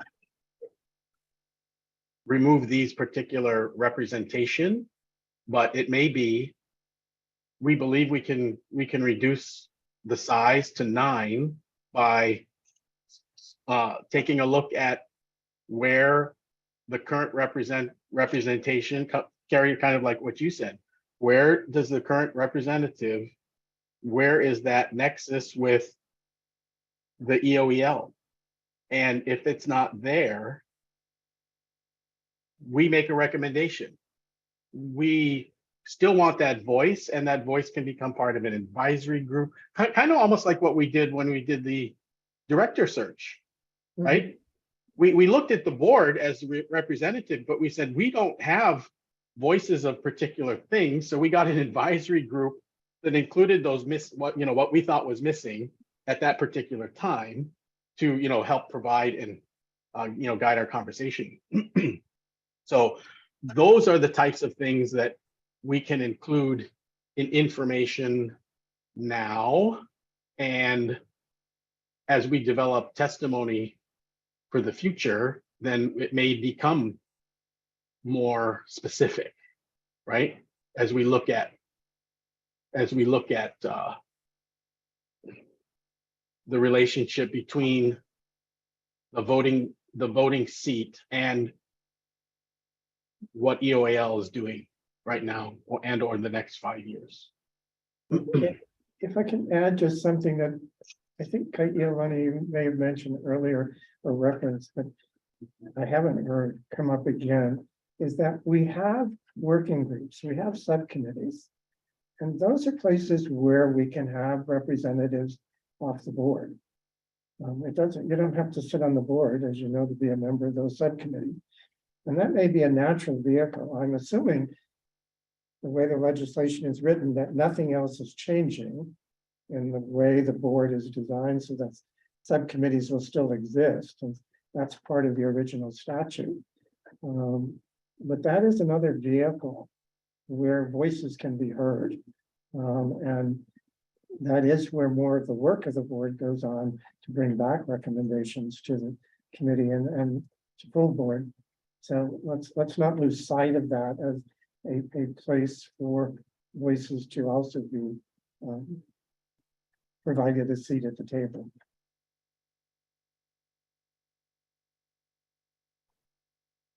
Hi, it's Erin. I'm wondering, in response to the statement you just made, and forgive me for not knowing this, but is there anything written that is required for subcommittees to exist? Yeah, and yes. what these should be? No, it's an option for the board to design subcommittees that it chooses to design. Is that that possible to require that? Oh, I see what you're saying. Because I mean, if we're saying, you know, it's great, we have an option to put all the voices on subcommittees, but then it's not required, then if the board decides not to, then the board decides not to. So that might be like a safeguard, perhaps. It probably could be required, but I would be leery of doing that because it might then be defined what those subcommittees are supposed to be. And we would really like that to grow out of the needs of the board. Right. To best support it. So I just would be hesitant, Aaron. To go Okay, that. and then thank you. One other thing I was thinking that's not related to board size, but related to the terms on the board. I Mhm. do think that it is wise to relook at the term periods and when people are rolling off. I know that is something that I would strongly recommend that we take a look at, because we have people kind of, it feels very unpredictable as to every year people are rolling off depending on how long they've been on the board and things like that. But really for a board, you wouldn't want more than a third of your board rolling off in 1 year. Because with that goes all of their knowledge and all of their background. And then it takes you that long to takes the board that long to refill that. So Mhm. irrespective of board size, that would be a recommendation I would hope to make for us. And that also is in the action plan, to not only look at the composition of the board, should it be representative or advisory, or, governing and by some hybrid combination, but also specifically looking at once we determine the composition, ensuring that we have the appropriate terms and or rotation. So yes, thank you. Iolani, go ahead. Aloha again. So those of you who have gotten to work with me in subcommittee meetings know that I am very direct and like to get to the point. So for better or worse, I'm just going to throw the question out again to help speed this up. I know we're coming up to 3:30. We have till 4 o'clock to wrangle this in. Based on what we've discussed today, does anyone feel like they're willing to give their seat up off of the board in order to shrink down the board size? I just wanted to offer up that question in case anyone is feeling that. So, Lenny, I think where it gets complicated is I'm representing HEICC. I would have to have a conversation. I think Part C would be very upset if UEL did not see Part C as part of their scope. And so I think it's a conversation that we'd all have to think about. I think it's a very interesting question. And then I just want to put on the table that Yuko, I would love to hear from you. What's most helpful to you in a board makeup?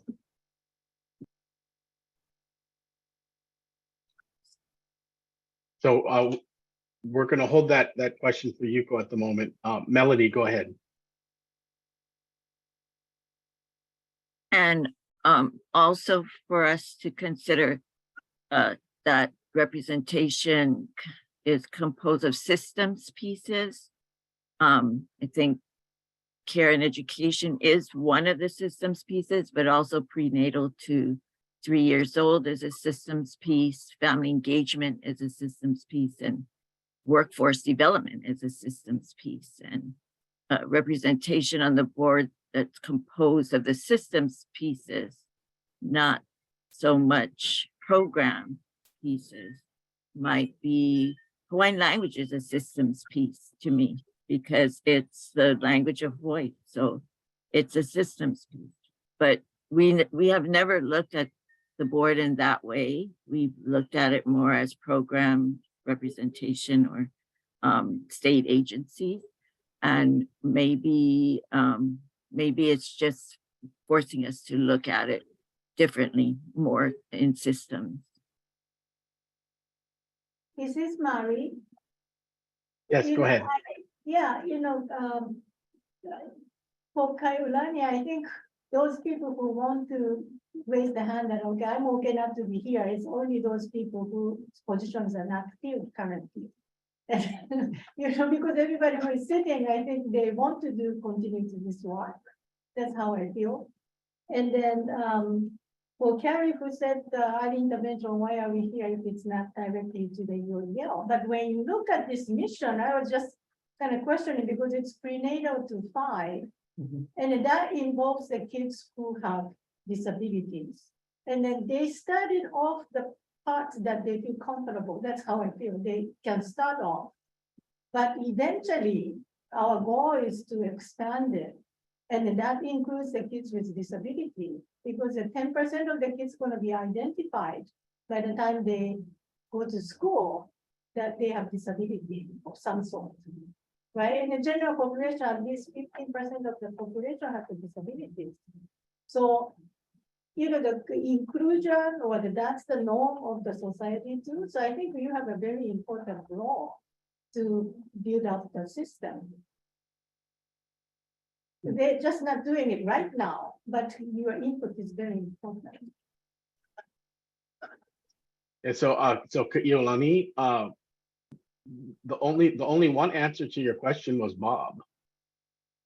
Who We said did it without permission. who doesn't have, yeah, he doesn't have, but if nothing else, you're willing to have that conversation with the executive director, because, right, I mean, you Yeah, there's I've reached potential, out to the executive director about it, so. there's potential value in moving it to the ex officio side of things, so that's so Iolani, you got one direct answer. I'm going to make a suggestion, Matt, and you can reject it if you want. This has been an incredibly rich discussion, and it just points out the complicated nature of everything that we're doing. And I really appreciate, Matt, your leadership in it all. I'm wondering if at this point, our position should be that we are continuing to look at how we might decrease the number. And that the governance committee meets on Friday, right? Do we meet Next Friday, 17th.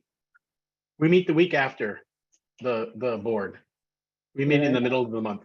Okay. We can meet, I mean, we can meet if we can before that, but Well, maybe that's what we need to do and consider a special follow-up meeting to really shape some more of this conversation.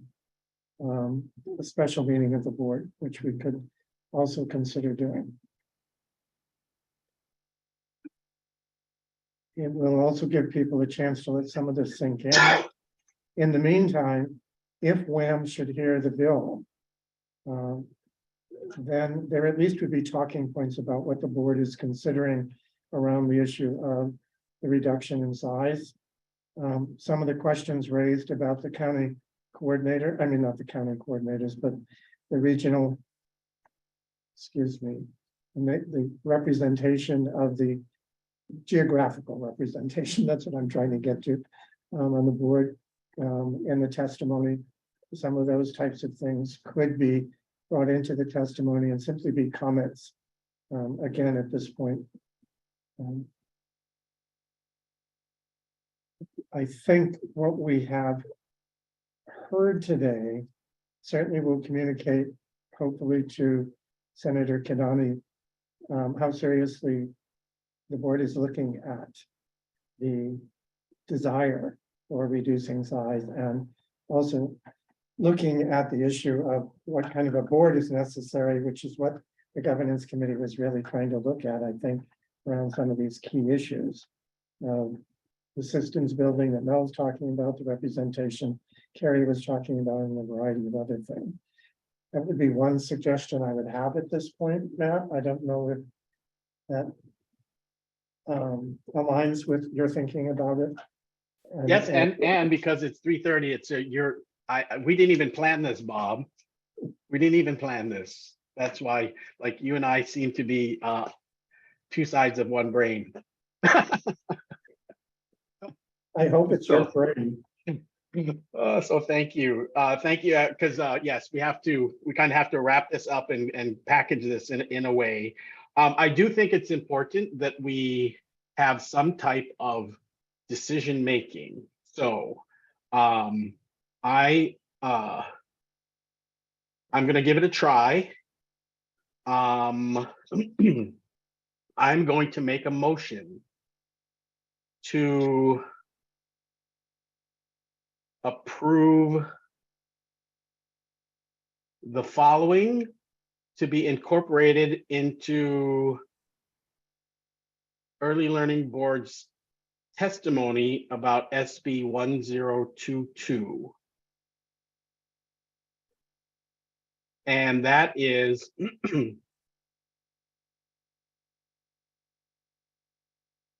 to maintain neighbor island input and representation on the board. Just,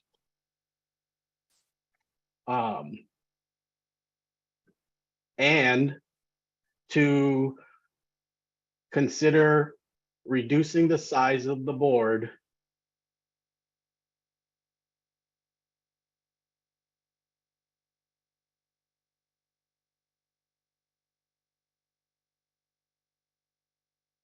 I just lost what I was going to say. Reducing the size of the board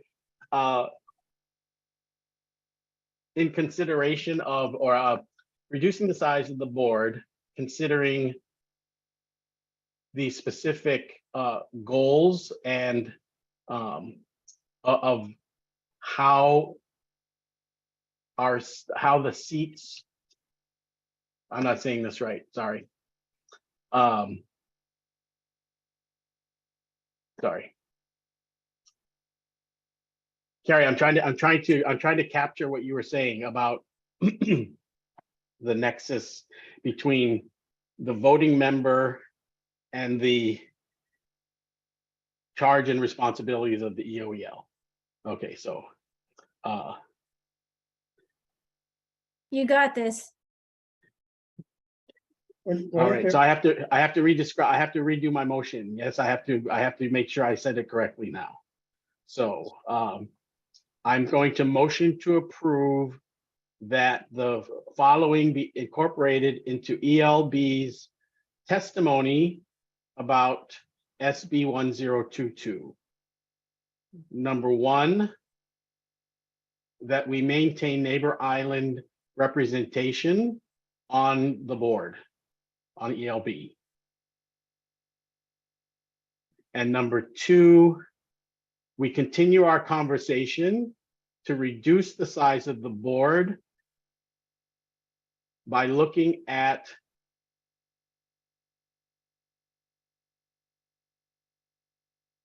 the voting members, who they represent, and how they match to specific goals and responsibilities of the Executive Office on Early Learning.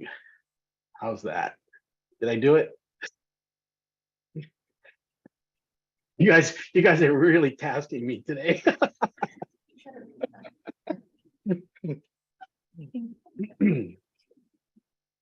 Bob, how did I do?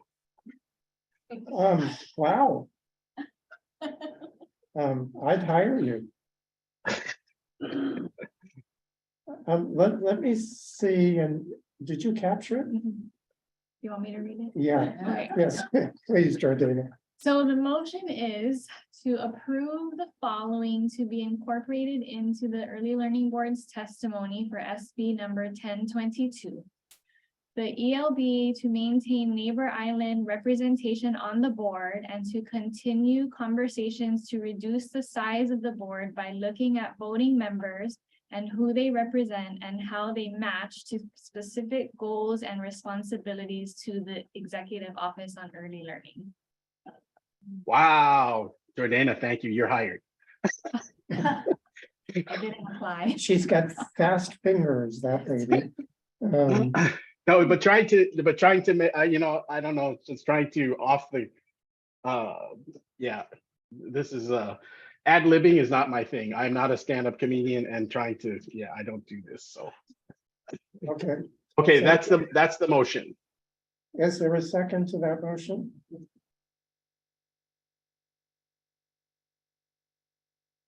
After all that hard work, somebody's got to second it. Oh, who was that?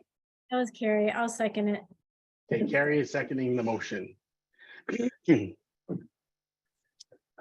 All right, so the motion has been made and seconded to approve the following to be incorporated in the early learning board testimony about SB 1022.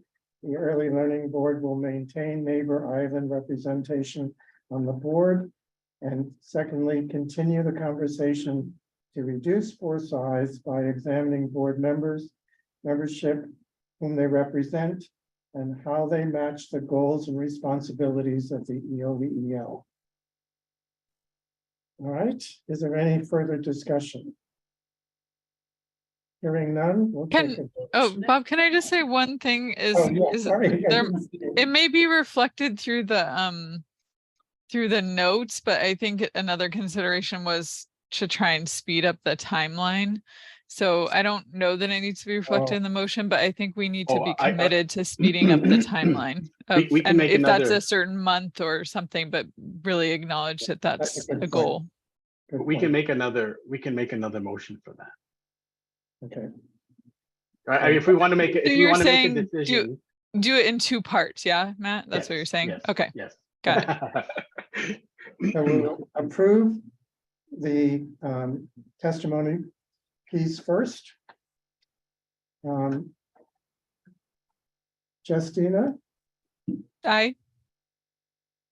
Aaron, I okay, Ilani, Aye. I know Megan had to leave. I believe, Megan, are you back? No. Ben, Aye. May, I, Napua, She didn't make it back on. okay.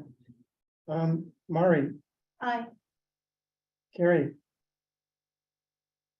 Aye. Melody, Aye. oh, and I need to vote aye. Sorry. All right, now that motion has been approved, you want to make the second motion? Okay. Well, first of all, congratulations, everybody. That was a lot. And obviously, there's a lot of discussion. We have a lot more discussion, but I think if nothing else, this will be a great start for information for Senator Kidani that we can quickly make decisions, and even if it's that we have to continue our discussions. Okay, second one. Justina, before I make the motion, can you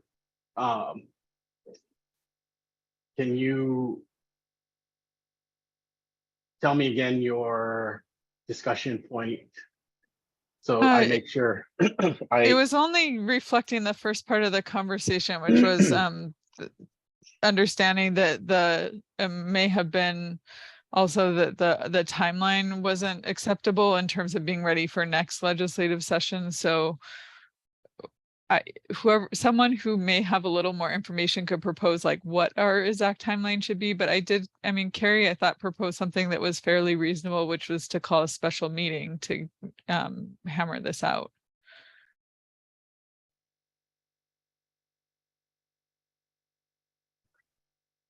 Bob, do we need to have a motion to call a special meeting? No, we don't. I can call a special meeting. But it may be that what the motion should be is to fast track the timeline of the original proposed, to fast track the original proposed timeline to make a decision as soon as possible regarding size reduction of the board. Justina, will that get at what you're talking about? Okay. Bob, this is Steve. Wondering whether can you guys hear me? Sorry. I'm wondering whether you just want to be explicit, because what I think we need as a board to commit to is testimony at the next. Like, they're gonna, it's not like the board has the authority to change its own composition. Right. So we only have the authority to opine on that to the legislature as they, you know, and so I mean, I don't, the timing of it is more like the timing of the legislative process, and we don't even know which committee it's going to when, right? Right. Yeah, so I'm not sure, Steve, how one would do that. I mean, it's hard to say in time for the next hearing. Yeah, I know. Although you guys, we But should maybe have we- at least 2 weeks. Sorry? We should have at least 2 weeks. And then there, you know, so I feel like I like what Steve's saying. I would like us to have clear testimony during the next hearing. And so that would require a special meeting ASAP.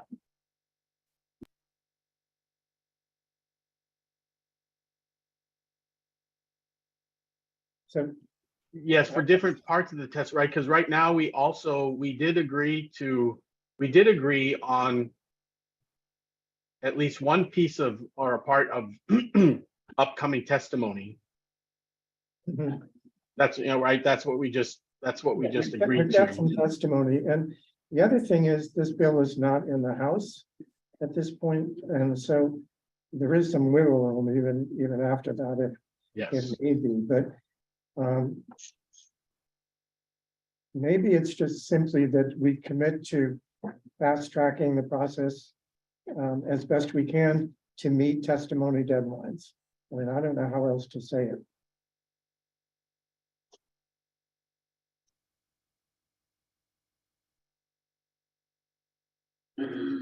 Well, I think for me, Bob, it's more the clarity of the decision that that the board might eventually agree to, or the position Yeah. will manifest in testimony.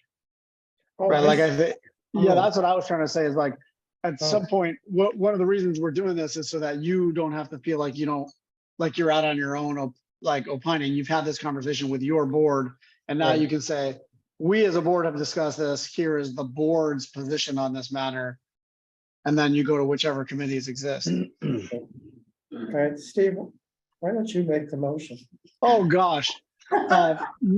So first of all, I'm a non-voting member, so I don't make motions. Go ahead, Matt. Oh, then whisper it in Carrie's ear or something. Thanks, Steve. Appreciate that. No. You're my wingman. No.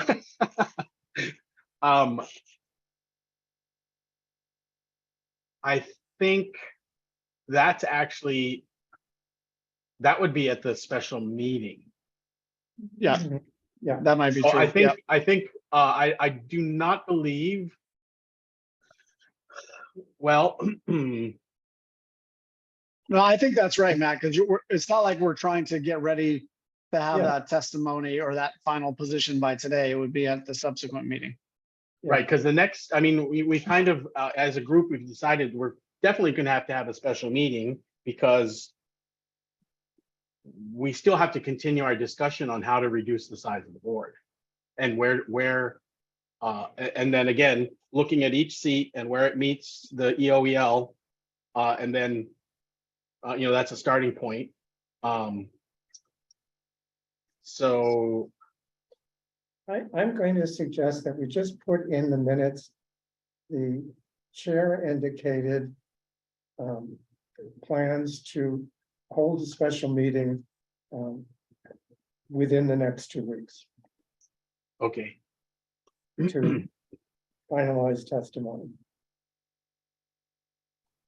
I don't know how else to do it, and I don't think we need to vote on that.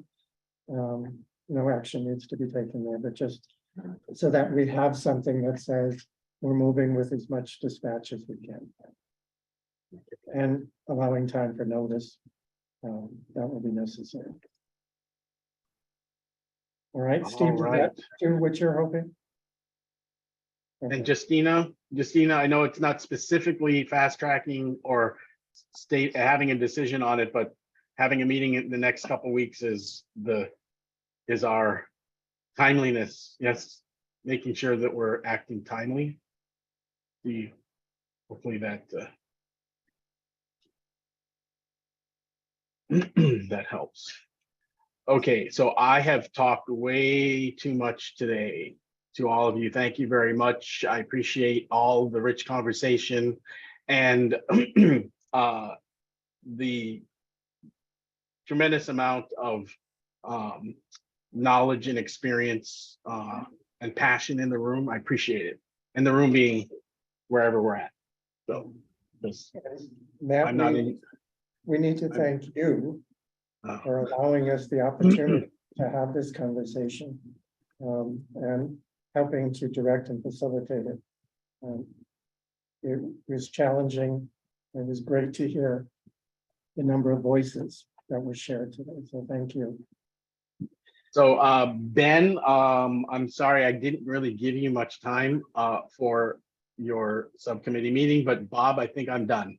Thank you. Okay, you are, and we're going to postpone Ben's strategic implementation subcommittee section of the meeting since we're at the 10:04 session and Lane's update, which we'll do both of at the next meeting. I had talked with both Lane and Ben already about the possibility of that happening, knowing that we had to make some moves on this. So we will move to the public comment if there is any additional public comment.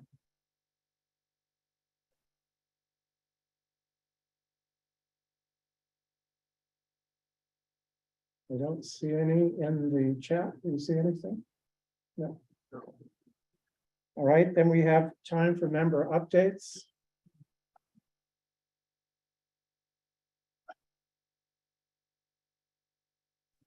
Bob, Yes, Carrie. from the Hawaii Early Intervention Coordinating Council, just an update on, we've shared this before, but workforce challenges. Mhm. And the early childhood mental health bill that Part C is heavily engaged in, not just the bill, not the bill itself, but the program of infant and early childhood mental health, that it will really help with some workforce development needs. So again, I want the board to be thinking about, for our children with special needs, we have some significant workforce challenges. All right. Any other member updates for today? I'm not sure if this is appropriate time for this, but I had more of a, I guess it's a question. I know there's a lot of other bills that are important to the space that we work in. And I understand that we're going to be calling a special meeting for the board composition. But will we also have time to get, I guess, an agreement on testimonies that might be submitted on other bills?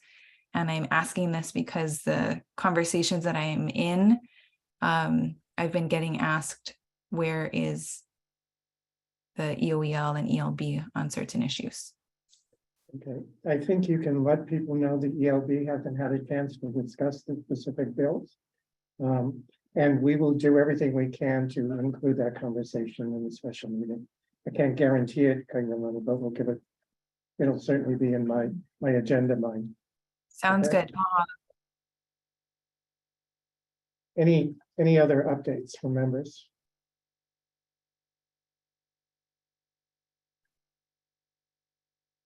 All right, then I'm going to review the agenda outcomes.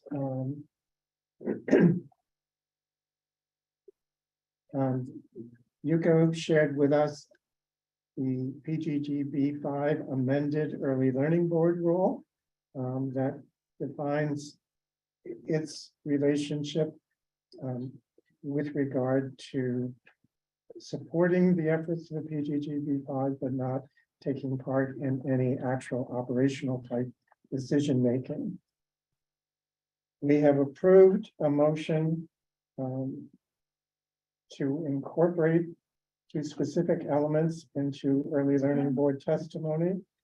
regarding SB 1022, one related to the maintaining a neighbor island representation on the board, and the second, continuing a conversation to reduce board size by examining board membership and how they match the goals and responsibilities of the EOEL.